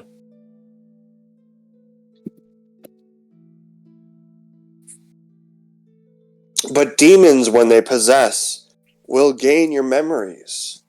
They also, too, would know this information.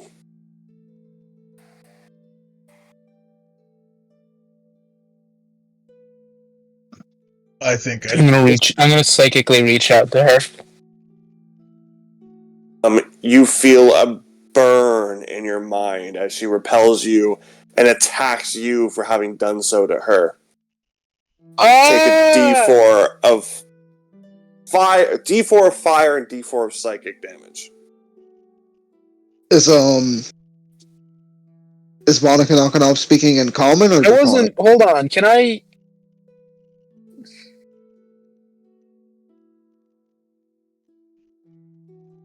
Can you? Can you? Right. Oh, sorry. I thought. What's his name? Jace was going to finish speaking. Well, you said Um, hold on, so yeah. it felt like you had Yeah, to you- stop. Right. I asked them they were speaking in common or draconic. Oh, Agatha Um, translating, so if they I aren't would have. speaking in common. Yeah. You would understand, yeah. Agathor is translating what they're saying, but because, they would have started the conversation in Draconic. With While Vyland's trying to figure out how to prove himself, I hold my arm up that I sliced open really painfully and say, I bled so that my allies would know my identity. It doesn't really prove anything, I suppose, but it's the best I can offer as far as proof. Byron's See, just holding his temples. that Ow! laugh was also an in-character laugh. She chuckled that with you cutting yourself. Insignificant. Would the Violet demons is have been holding stupid enough to his offer temples. Violet is holding his temples. I would not have been able to touch your mind like that Yes, if you I would was a have. demon. I guess I don't do that.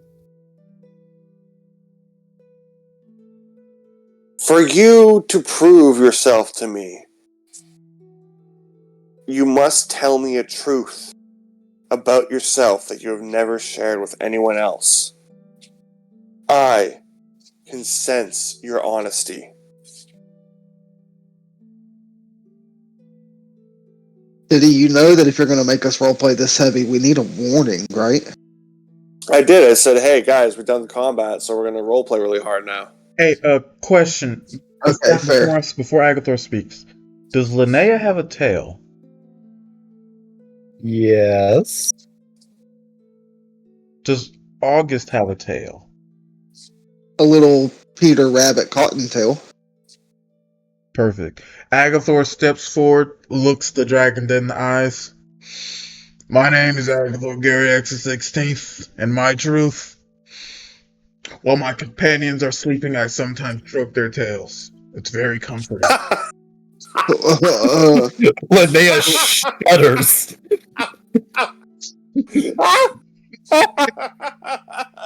August starts social distancing away from Agathor. It's just weird that you didn't mention it. It's all. It's just. It's a weird thing to bring up in subject, okay? Fair. Just. It's nothing Just don't weird, I wake me up promise. like that. It's just yours is like a stress ball, and you don't wake up. So So fucking funny. Yes, absolutely. Yes. Okay. All right. So she takes her like big old claw and she like moves you over and kind of shuffles you over towards her offspring, and her offspring's like now jumping up and down. So her offspring's like the same size as a wormling, so as Esmeralda. It's very, very small. And it's like jumping up like a dog, like licking your face, super excited that it can trust you now. As she kind of like puts you to the side. it's a red dragon wormling, right? Red dragon wormling, yes. I am waving my sword around with the flames on it, and I'm playing with the dragon now. Excuse me, your sword is currently extinguished. Excuse me, what? Since when? You know what you need to do. You know what you You know what you need to do. I'm sorry. I've made it. All right, fine then. Yep, fine then. Yeah, I'm playing with the dragon. Yeah, the dragon's like in awe and loves it, and its tongue is on fire as it's like slashing it around your sword, and it's a great old time over there. Yeah. And the rest of you are watching what's going on, and the dragon now gazes back towards you. I have no intention of leaving this plane.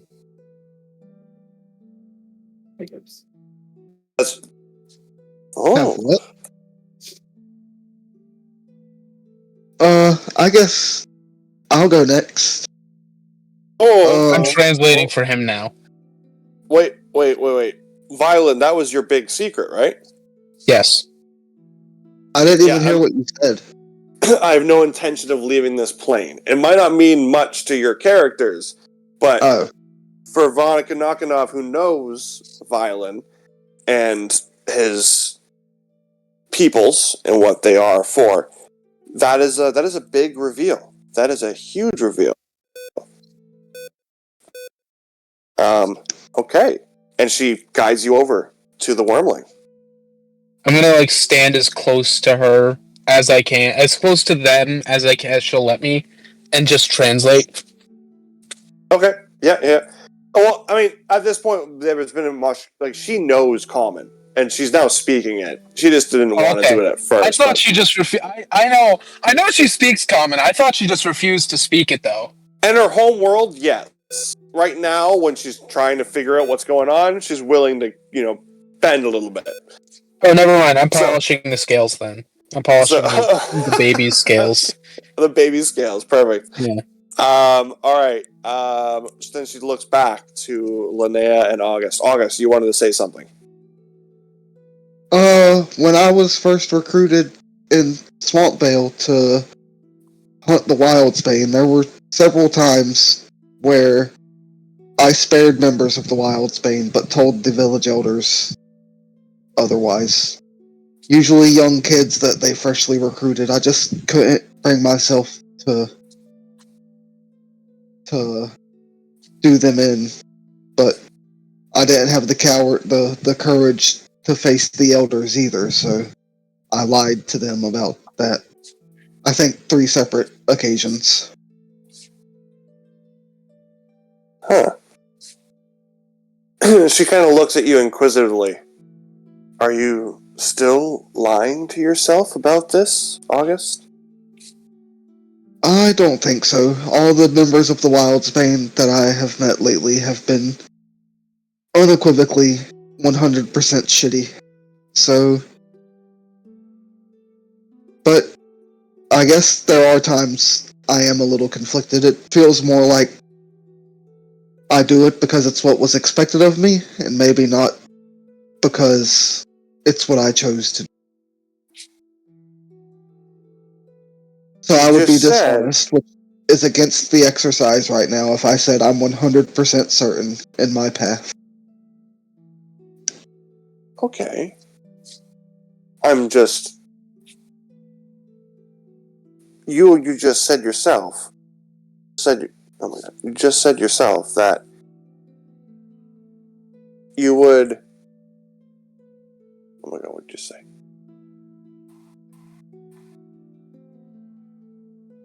Having a stroke? I completely blanked. I was trying to say something, but you kept going. So then I was focusing on what you were saying, and then I forgot what I wanted to say.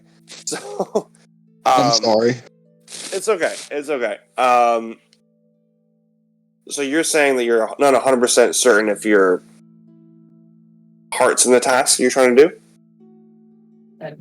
Basically not certain if August chose this path or if this path was just upon him. It's hard for him to tell sometimes. Okay. And you had, at points, let Wildsbane go and told them that you had killed them or whatever you're supposed to have done. Right. Okay, so that's where the,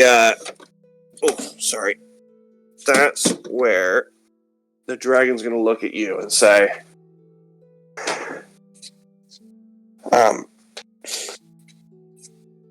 You're an if you awful know person, how dare now... you?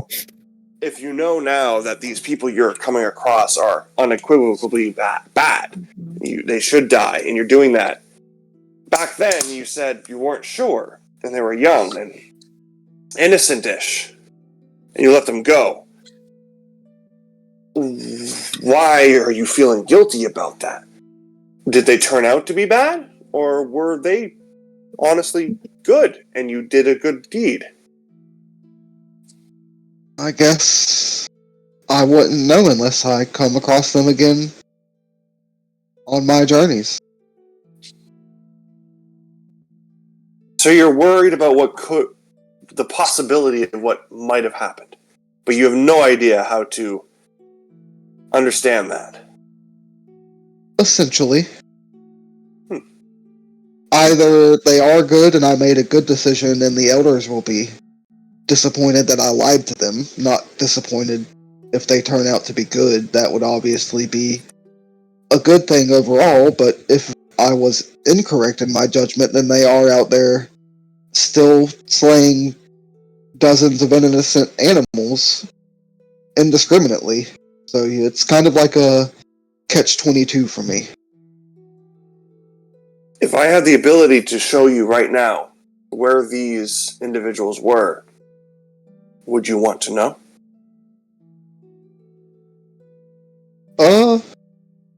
Sure. It's certainly worth seeing. Like I feel like I'm damned either way, so knowing is at least provides a certainty that I did not have previously.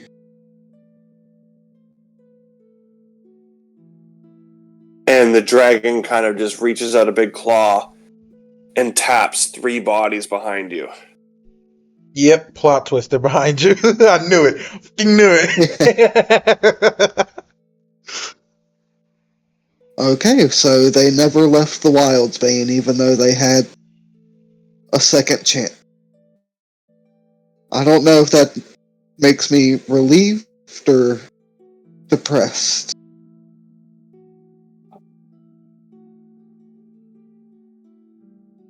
And so, what is your truth about all of this? Young August. I guess my truth is I'm not sure if the path I'm on is just. Obviously, protecting the animals is the right thing to do, but perhaps I need not be so indiscriminate with it as well. As in the individuals you've killed, you may not have had to do so? Correct.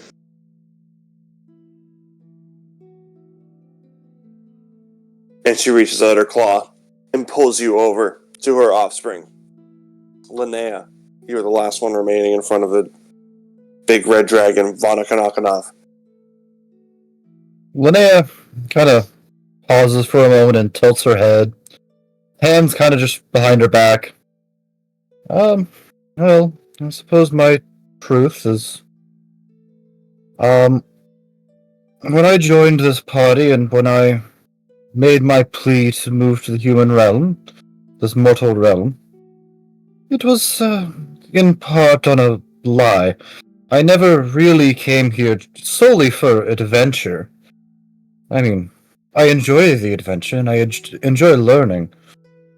But in truth, I came here more so seeking an adventure I once had.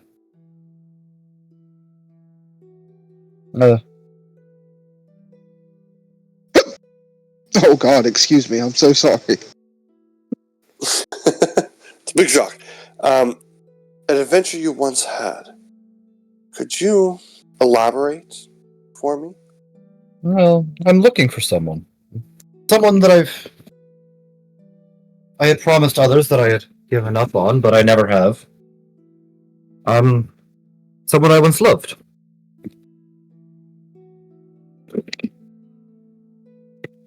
So you would say that your path is one of love, not one of adventure.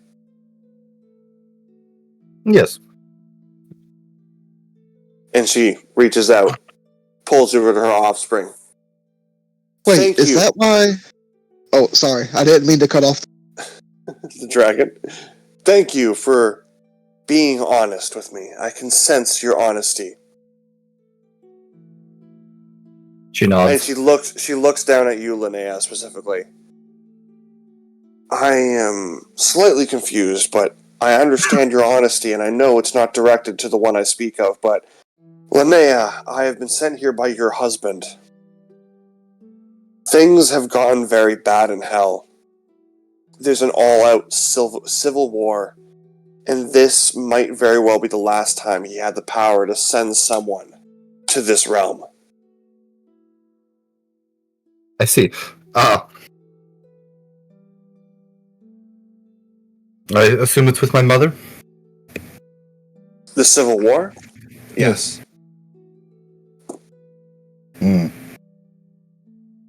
Not just your mother, though. There are those who believe what has happened and transpired with Satan in regards to the running of hell is wrong and unjust, and they're being forced to do it. They don't believe in it. And so they have rebelled and joined forces with Escherina.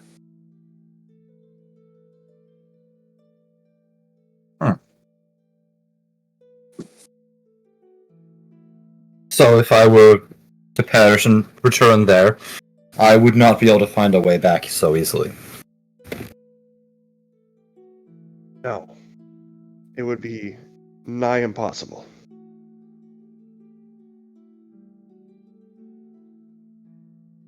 Could you also do me one favor? I can consider it. Can you not tell my husband what I have just told you? I have no way of communicating with him, so I do not have the ability to do that. And if you do, you won't mention it?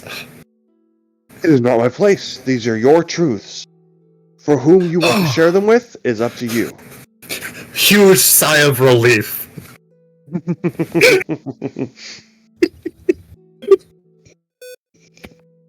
Sorry, I'm here looking for someone I love, into I was sent here by your husband, threw me off guard.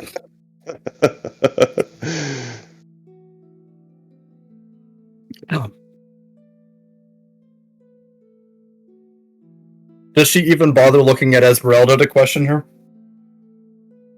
No, her offspring, though, is definitely interested in Esmeralda. The two of them could be playing off to the side. Then I would absolutely love to go play with them as well. Have we been hearing the entire conversation up so far? Like, did we hear Linnea's confession? Yeah, everyone would have heard everything that's been going on. Vänner. If Santa cannot if Santa's power is waning, are you stuck here? Yes. This is now going to be my home realm to raise my offspring. I have fulfilled my obligation, my life debt to you. I will now go and find a safe place to raise my young.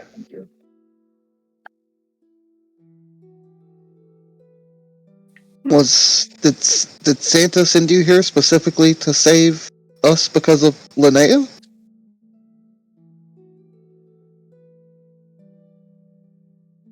To save his betrothed, his love? Yes. And to warn you of what's happening, what's transpiring in hell. We will take the caution to heart.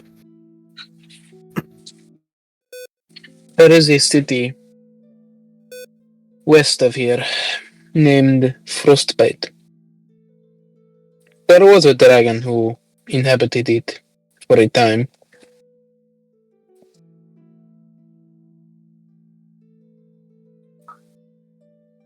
The people there will welcome you with open arms, especially if you tell them that you are a friend of ours.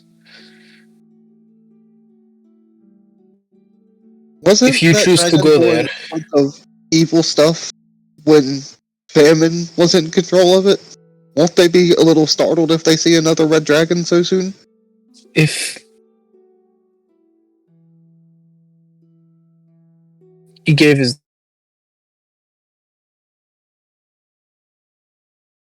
life to them, I would hope that they would remember him fondly. I would ask humbly that if you go there, ensure that they do.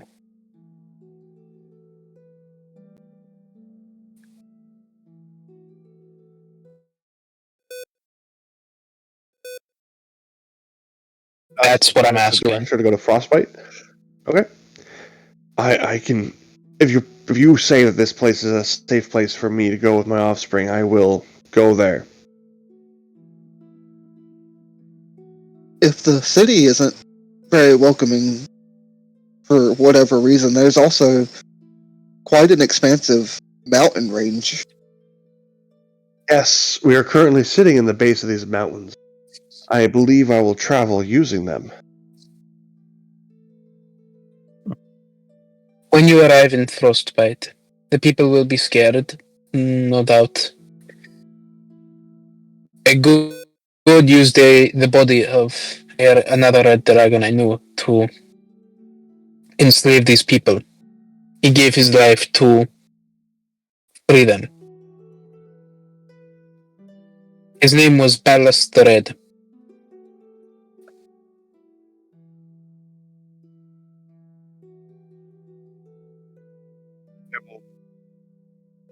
Well, go to Frostbite, and I mean, I do not know this Ballast, and I do not know this city, and I have no obligation towards anyone here. But I'll go there and see what's what.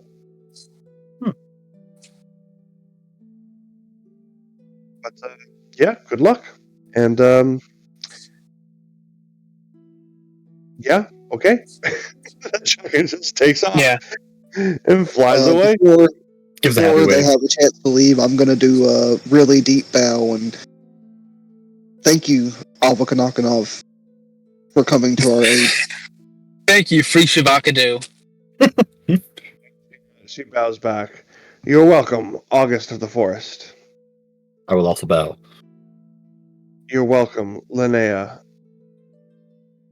of the love chord, love melody, love song, love melody, love chord, Ballad. love ballad. Yes, Ballad of love. ballad of love.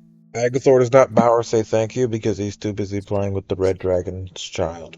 I will bow and say thank you. And thank you, I'd like to. Violin. Sorry. Violin of the plains. You Oh, no, can't no. tell, but I'm flexing. She corrects. Violin of the plain. Because of your truth. I'm no longer flexing. And she takes off in the sky. Her offspring shortly follows after, and they ascend up into the mountains to continue their way through the mountain range to Frostbite, which you guys took across land. Following the mountain range is going to take them an immense amount of time. So you don't know when they're going to reach there, what it's going to be like, but who knows? And you guys are left with your airship and a bunch of dead people around you. It is time to continue adventure east. No, sorry. This is Violin's first time seeing Esmeralda, and he's immediately gonna rush over to her and just start inspecting her. Wait, is it the first time she's seen him? Yes. Yes. She woke up when Ballast killed himself. Violin has been in a coma since then, and every time he's been awake from his coma, she's been in the bag. Oh my god. I'm sorry. I'm sorry. What? This is Apparently Violin's first Violin time has- seeing Esmeralda. You guys are going to get in the airship, and you're going to get on top of the airship and start going. You're going to manage to navigate your way through the remainder of the mountain pass with ease. Through the night. During the night, you can each complete a downtime action. There's one last thing I wanted to say right before we got on board, like as the dragon left. Linnea pulled out the Wand of Wonder and pointed it at Agathor and casted a spell. And I managed to roll Lightning Bolt.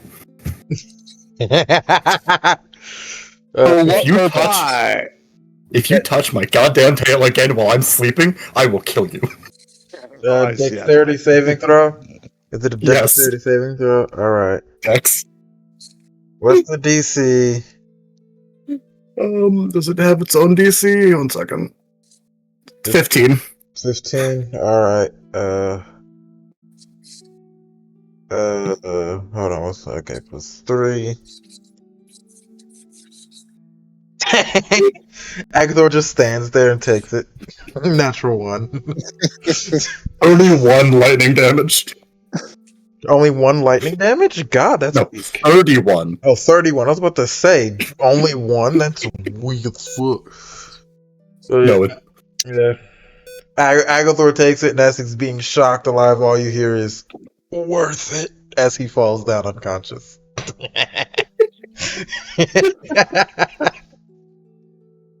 and then she stops Oh, the fine. ship. Wound.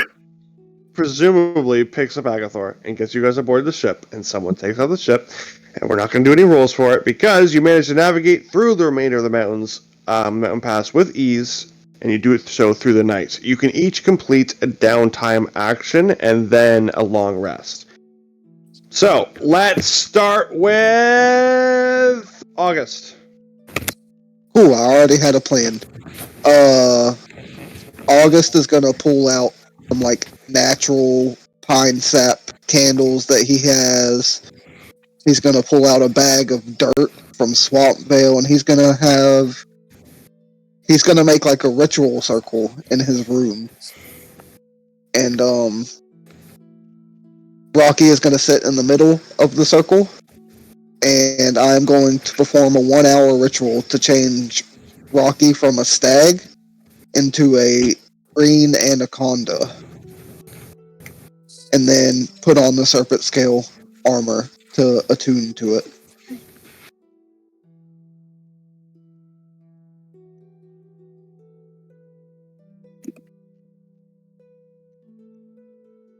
So you have a green anaconda now, and then you've also wearing the serpent scale armor.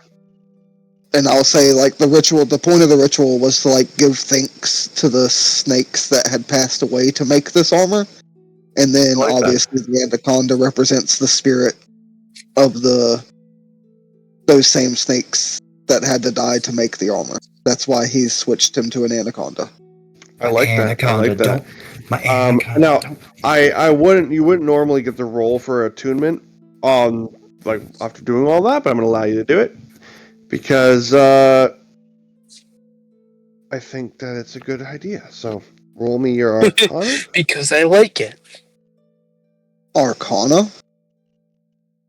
That's just a 14. Yeah, it's not. I don't even know. I'm sorry. It's not quite there, but you feel in the connection. You're almost attuned to it. Almost there. The next roll will be a lot less. I don't even know if it's an actual attunement item. I just said that for the ritual aspect of it. Oh, is it? I If don't it's know. not, then I'll know by the next session. I feel like we're getting close to the end here, so I'll figure if it it's out. not, later. then you just do it. Then okay. Who wants to go next? Agathor, what do you want to do for your free time? Shoot, I'm gonna pull Violent aside into like a somewhat spacious room. Hey, I need a favor from you. August walks out of the ritual room and cleans it up, and he's like, "All right, you two can have it now." I need you to get a silicon mold of Linnea's tail. I can do it, That's- but I that's need really you funny. to know. I can do it, but I need you to also do a favor for me, and you're not allowed to ask questions. Same reason you aren't allowed deal as long as you don't ask questions either. All right, Diddy. Can I please ask that Linnea and James That was me who said plan that. while okay. this deal happens? Wait, what? I want what I'm going to ask of Agathor. I want to keep secret from the rest of the party. Why do you guys do it after session so it's also a secret from players? Or from, That's- not players. He wants us to leave, is what he's saying, and then come back. Shake your headphones off for 10 seconds. Yeah. Okay. I'm gonna get a drink. I'll be back. All right. What's your favor? Am I going first? When we kill Quickly. when we kill the last of the pillars, you have to kill me. You said no questions.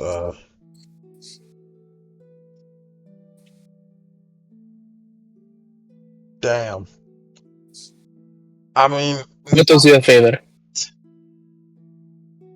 my favorite was, can I test my necrotic abilities on these so I could try to strengthen them? But now I don't know. We can talk. We can do that later. I am not well right now, but we can do this later. Cool. But alrighty then. Awkward silence. Initiate. Message the rest of them to come back in. Yeah, I just pat you on the shoulders, like, okay, I got you, I guess. I was not expecting that. All right then, okay then. Full stare. He was looking you dead in the eyes too. Mm-hmm.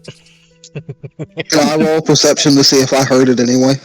You're a bastard, and I hate you for it. Linnea, what do you want to do Yes. on your? I would like to, let's train Esmeralda some more. She was just learning how to fly. Well, no. So she didn't actually do the whole simulator flying thing. That was a bluff. right. So, anyways, we're gonna teach her how to fly for like actual real though. Okay, so you're working on that. Okay, I like Can I that. cast a fly spell on her? Let her like get practice with it before actually. Okay, perfect. I like that. Violin, you also had said you wanted to spend some time investigating the dragon, so I'll say that with your downtime action, you're also kind of half investigating the dragon, just taking a look, just observing passively, all that. Violin is Everyone telling. Violin is talking. What were you gonna say? You're the DM. You speak first. It's going to take us to our next part, so just finish what you're going to say.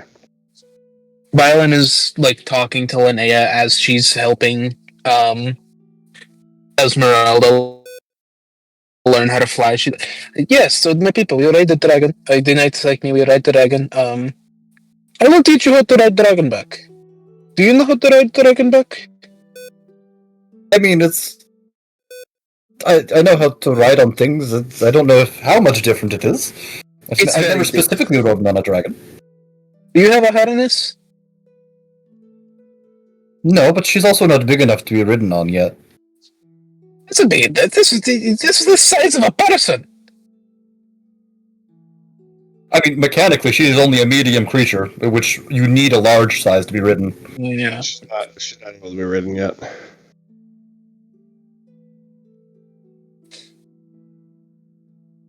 We will get you a harness.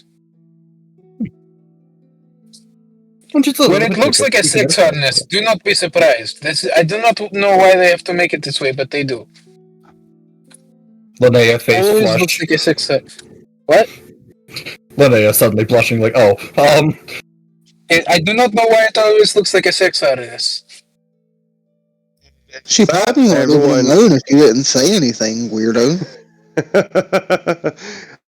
yeah, no one she's seen are fitted for... never mind. Everyone heads to their rooms, and you all can take a well-earned long rest. Yay! And level up, right? Huh? And level up, right? What?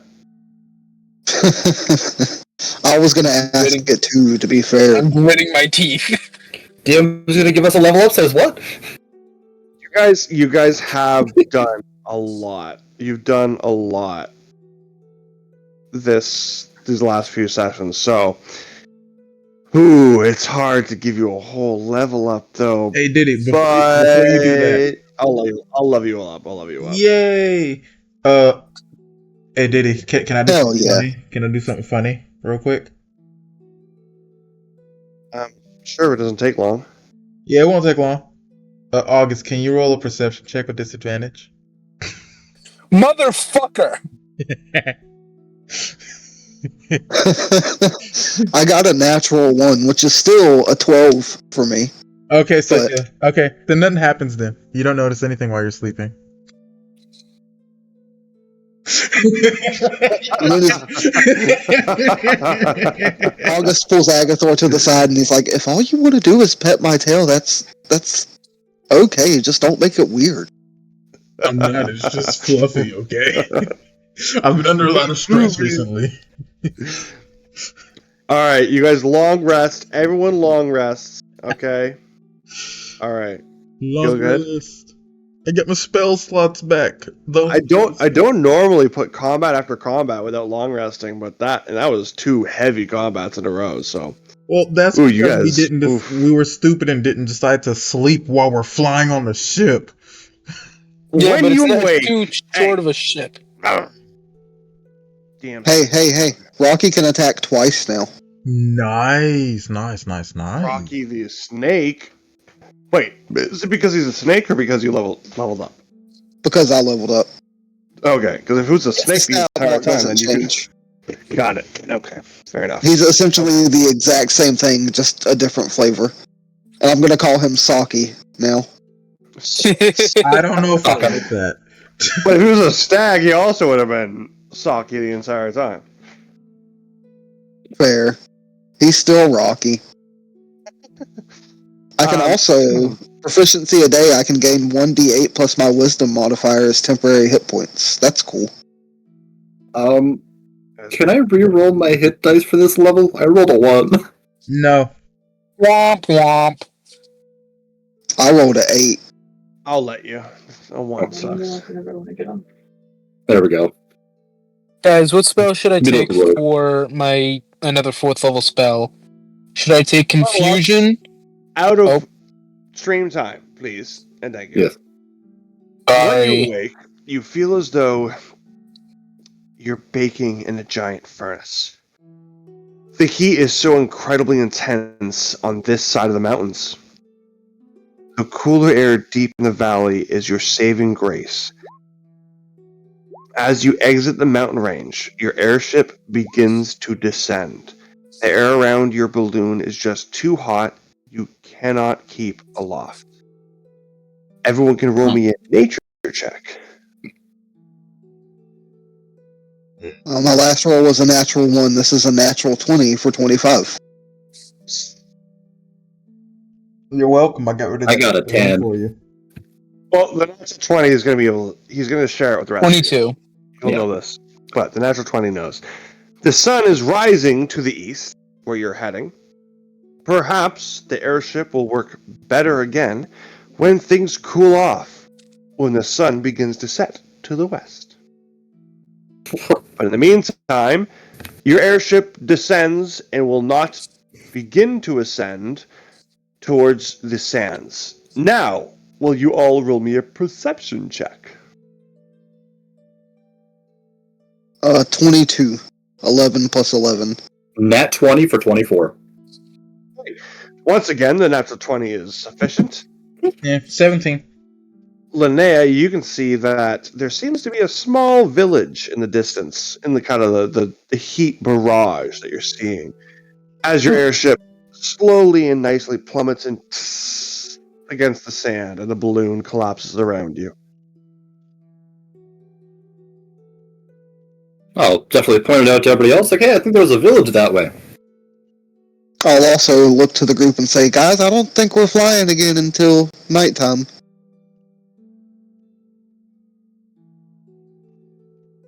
But we should probably go check out that village.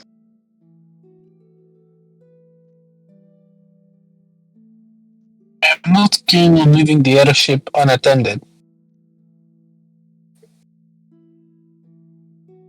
How close is the airship to the village? Is it within, well, yeah, if Linnea could see it, I guess it's in line of sight. I mean, a person can see it miles over sand. You were seeing it as you were descending down from the airship as well. So it would be it's like a dot in the distance kind of thing. It would be a very far away to go. And the city, a town is a lot easier to see than a simple blimp. So while we can see them, they probably can't see us. Perhaps we should just wait till nighttime and then fly closer to check it out. I don't know. Hmm. How strong is Esmeralda? She's a CR2 creature. Why is it so Never quiet? mind. Oh, sorry. Physical strength? Yes. 15 plus 2. We could try. Can I make what kind of role would it be for like an engineering sort of thing? To see if I could add, what's it called? You want to put wheels on? No, a sled. Yeah, I want to put the bottom of of the blimp on a sled, so that way we can pull it. How are you going to pull it? By you connecting it to the dragon. And as in the dragon's going to fly and pull it? Theoretically. Or just fucking run. Now we're going to talk about Violet. Make Violet run. I mean, it's not a matter of it's a theoretical thing. It's a matter of whether you can do it or not. So just roll me a general intelligence check.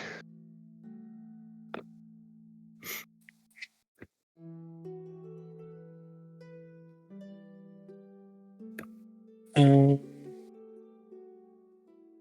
20. 30, 20. Yeah. So you managed to hook up various ropes to the dragon, to Esmeralda, and you managed to, I don't know, place certain beams, railings that you weren't using, obviously, Yeah, and you just kind of place it underneath, strap it down, and you guys have a rudimentary sled, and Esmeralda can begin to pull. I just stripped I the wasn't wall in joking. I say we between. make Violet pull it. I just stripped the wall in between Agathor's room and Lindy's room down to nothing. I combined them into one room and used the planks from that. But they all had one room to begin with. Excuse we don't have that many She is rooms. a growing girl. She needs her privacy. That is very irresponsible of you, Violet. No, she didn't have her privacy before. We didn't have the space. No. Yeah, we don't have space. No space. Anyways, you guys get her pulling. Esmeralda needs me to roll me a strength. But I would say Linnea would not let Esmeralda be the one to pull it because that is her daughter. But she would offer to cast polymorph on somebody else to have them pull it. Yeah, we'll both. Yeah, I say, polymorph Violet. Okay. I polymorph Violet into a T-Rex, and you can use the T-Rex as stat block to pull. Yeah, they just put the fucking reins in between my gigantic banana-sized teeth. No, just put them in your hands. No, we put it in front of you, so you have to hold it with those tiny hands. Yes. Motherfucker! Alright, roll me your strength with advantage for the T-Rex. Yeah, you have a +7 strength. Oh, shit. They have a +7 to strength? Yes. The T-Rex A T-Rex has a base strength of 25. Jesus Christ. Okay, let's see. That's a 19 plus 7. Math is not my strong suit, despite You being manage. 26. Everyone just sitting on board the airship, just kind of relaxing as the T-Rex pulls the airship all the way across the massive distance till you get to the village. I would like to say the T-Rex is very clearly fucked up. Like, it looks like it has a disease you've never seen before. Weird black veins, black eyes, fucked up.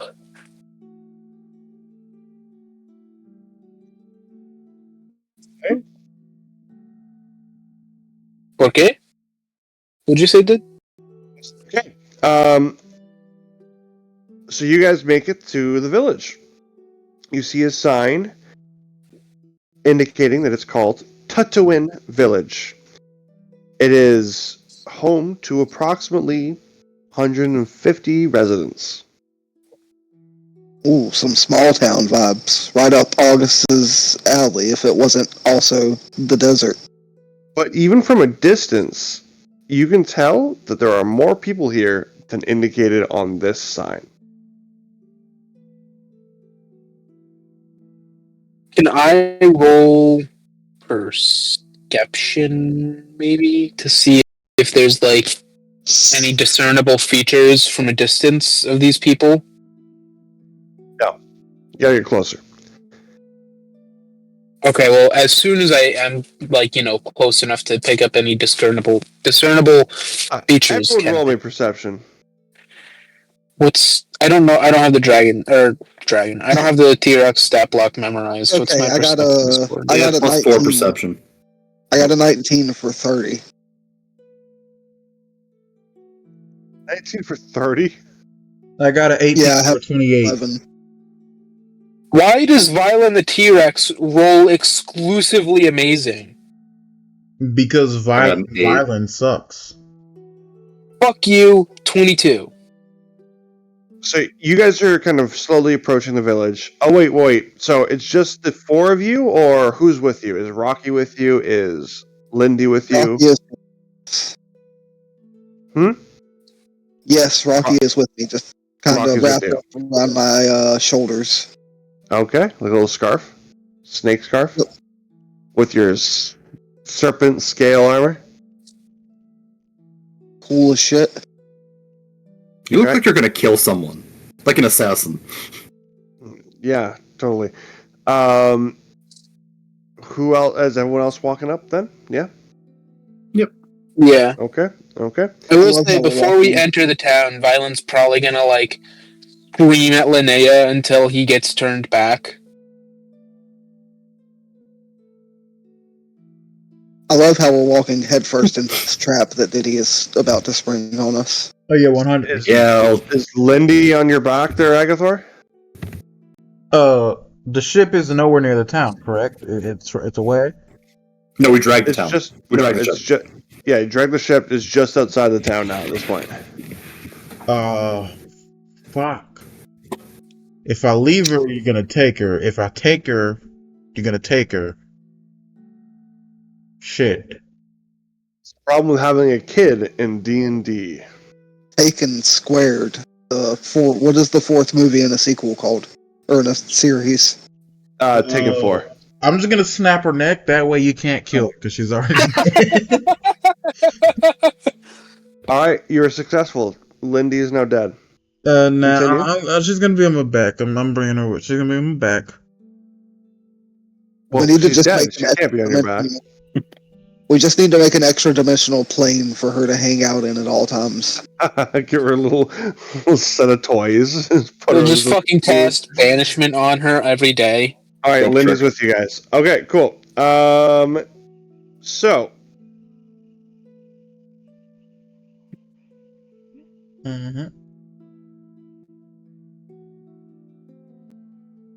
make a note of that.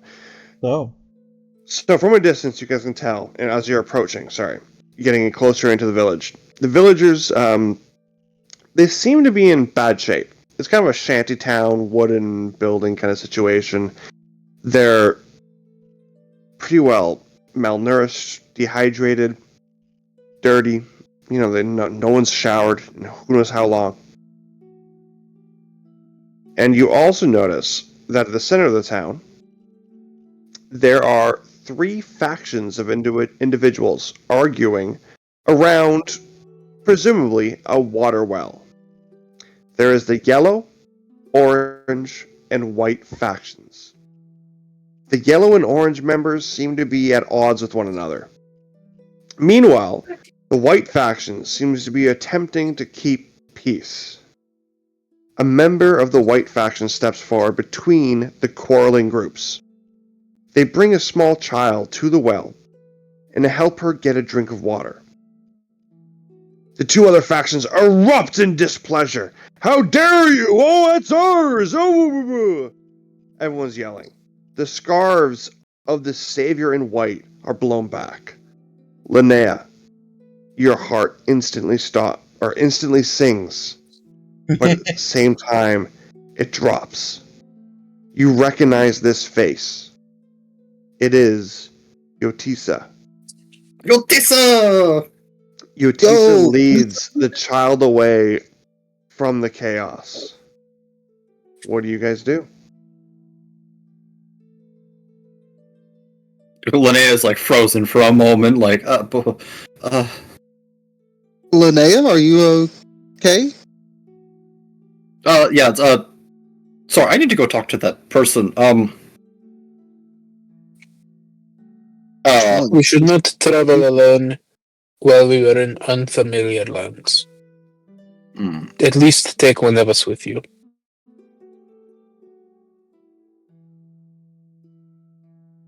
Linnea goes, eeny, meeny, miny, mo, but her finger's just pointing at August the entire time.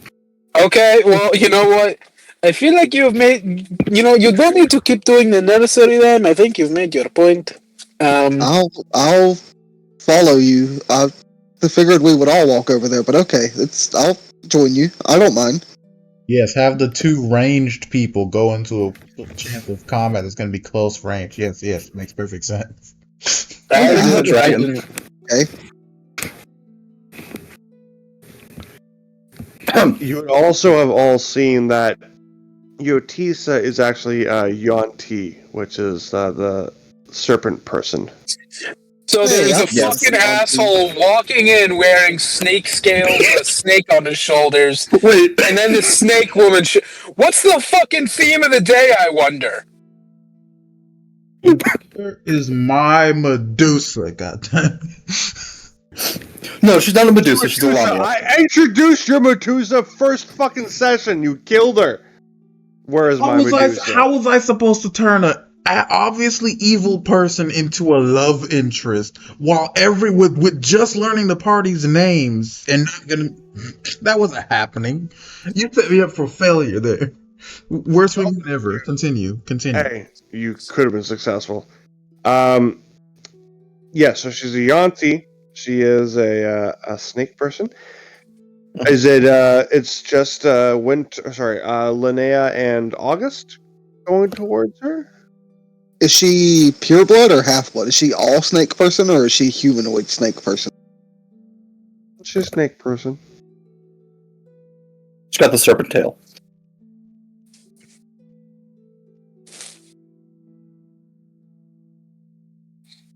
Yeah, I think it's just me and Linnea, based on what Linnea chose. Yeah, I mean, the others can follow. She didn't, necessarily say they couldn't, but she's also not thinking straight or rationally right now. Violet's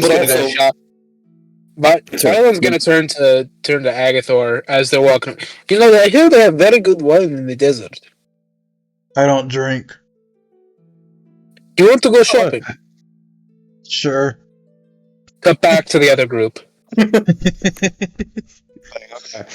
All right. So,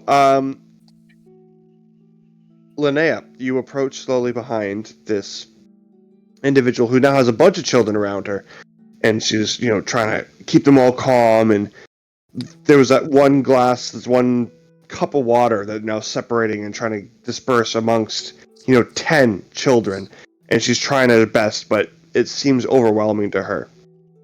And what do you do? What do you say?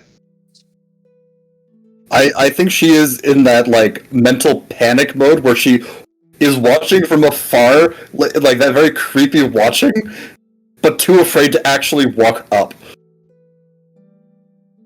August is gonna push her to to kind of force her to close the distance. She squeaks, stumbles, and then clears her throat. It's like, hello. She'll walk up and kind of get their attention with a slight wave. That's what she's doing. She looks up to you. Still kind of hunched over with a cup for all the children, and she just lets Can go. I do an impromptu snake charm session to try and distract the children real quick to give them a moment? Okay. Yeah, roll me performance. God, I shouldn't have asked. Oh shit. I got an 18 -1 for 17. So she's still, when you're kind of haphazardly introducing yourself there, Linnea, She kind of like is still bent over, like with this one little cup of water that she's separating amongst these 10 kids. And she looks back at you and sees you. And then she lets go, and the cup of water falls to the ground and spills into the sand. Meaning, what she's seeing in you is more shocking than losing water for 10 kids. Immediately, the kids are distressed. But, oh, snake, cool, that's pretty cool. And they run over, and they immediately just are distracted by August with Rocky in the new anaconda form. And they're just kind of watching this snake dance. Meanwhile, Yotissa looks at you. Oh, it's you, is it? Yeah, it's me. What are you doing here? That's a better question. What are you doing here? You were, you're very far from home. Well, I was looking for you. Ooh. Okay, right off the bat, eh?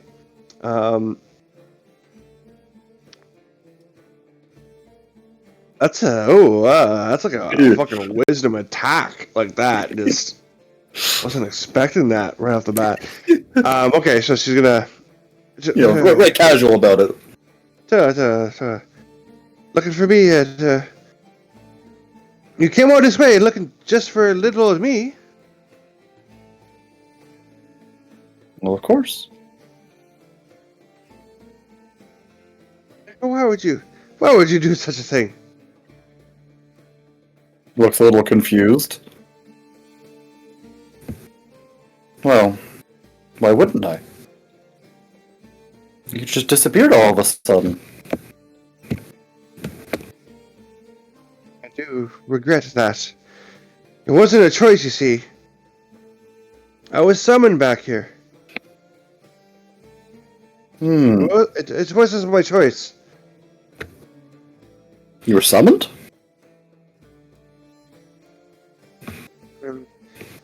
By my goddess. You see, I belong to a bloodline, an ancient order of protectors of the goddess of Aquelia. Her eyes are wide, kind of nodding along, like.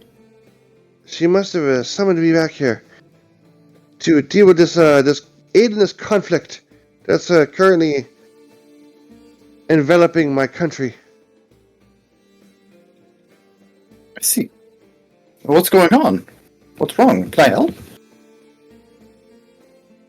Roll me persuasion. Do.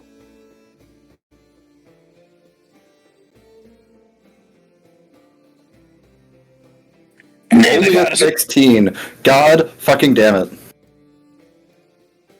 Well, you're pretty sure you've seen there's three factions: the yellow, the orange, and the white. I am part of the white faction, the protectors of the goddess. We are the neutral parties. We believe that the water of this village should be free for all.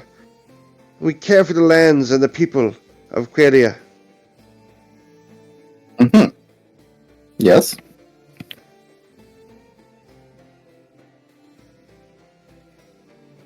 And what about the other factions? What? I'll answer more questions of yours if you answer questions of mine. Where Sure. did you come from? How did you get here? Oh, well, I mean, you know where I came from.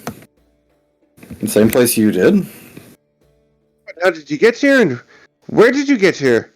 And how long have you been here?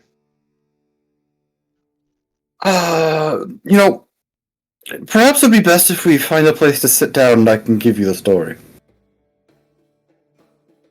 Not much for sitting down right now. There's a lot of difficulties going on with the whole factions fighting and such. It's all up and gotta keep moving and keep working. If we can have a quick conversation, it'd be more beneficial to me, and I'd appreciate it. Well, I'm currently here with others on a quest from the goddess of the lake to try to save the world from the four pillars and the I was summoned here by a goddess as well, but not necessarily in the same way. You work for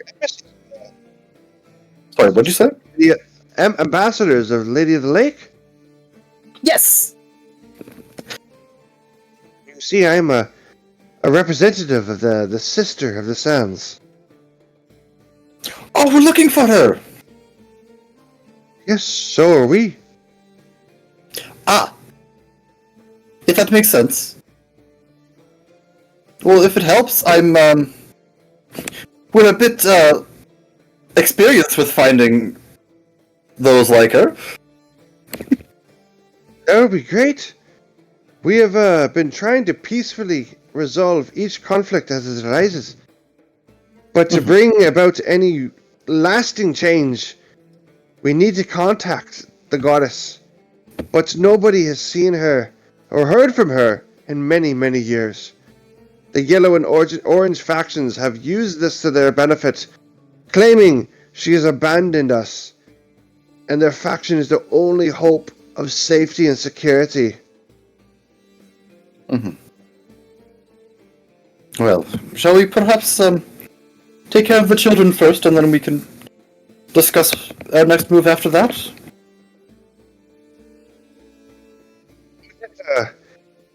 We have to get the problem of the well resolved first.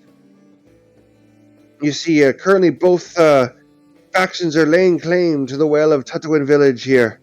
That's why we are here, trying to resolve this conflict. The yellow faction claims that they own this well, and they can tax those who use it. But the orange faction, they need this well to for their own forces, you see. And we're trying to find the balance for both, for everyone to survive. And there's just no common ground between them. That's how we can help the children. Is the well is free for all. Well, it sounds like you specifically are against the yellow faction. Well, each faction has their different standing. The yellow faction is the standing army of Quelia, and they support the Empress Zhao and her bloodline, who have ruled Quelia for generations. The orange factions, however, they call themselves the True Dynasty. They support their own elected general, General Shu. They are revolutionaries that oppose the Empress, calling her weak. They believe they lost the Great War against Finvar because of her incompetent leadership.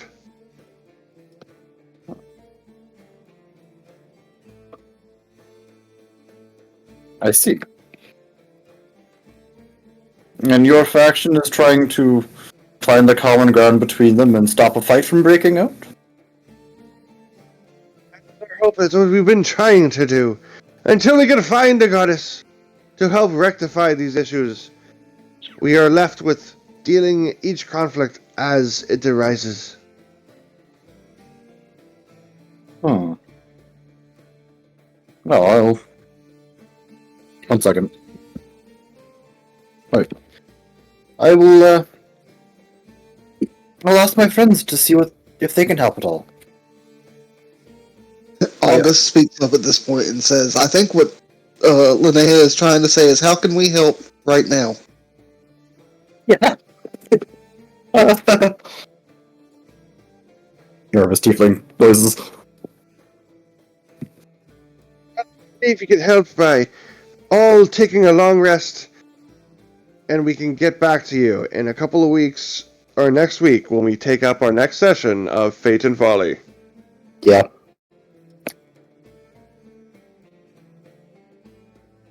I think that's where we're going to leave off. Tonight, we'll kind of keep up with this roleplay and the situation later on. But thank you all for tuning in to our next episode of Fate and Folly, and we'll get back to you next week, not on Saturday, but on Thursday. So that goes to everybody here who's listening, our own cast. Thursday. Yes, Yeah, Thursday. we're looking at you, Thursday. Diddy. You make sure you show up here Not Thursday, Diddy. Saturday. We're showing up on Thursday Yeah. for our next session, which we're going to continue to do on Thursdays. Back to Thursdays. Back Taking a little Friday, got hiatus it. on the Saturdays. We're back to Thursdays. That seems to work best. We're doing Thursdays. All right. But thank you all for joining and tuning in, and I hope you had a great time with us. I certainly did. There was lots of really good jokes, and I was laughing my ass off. And the big reveal of Yotissa joining in this story. But yeah, we'll see you guys next week. Everyone say goodbye. Bye-bye. Bye.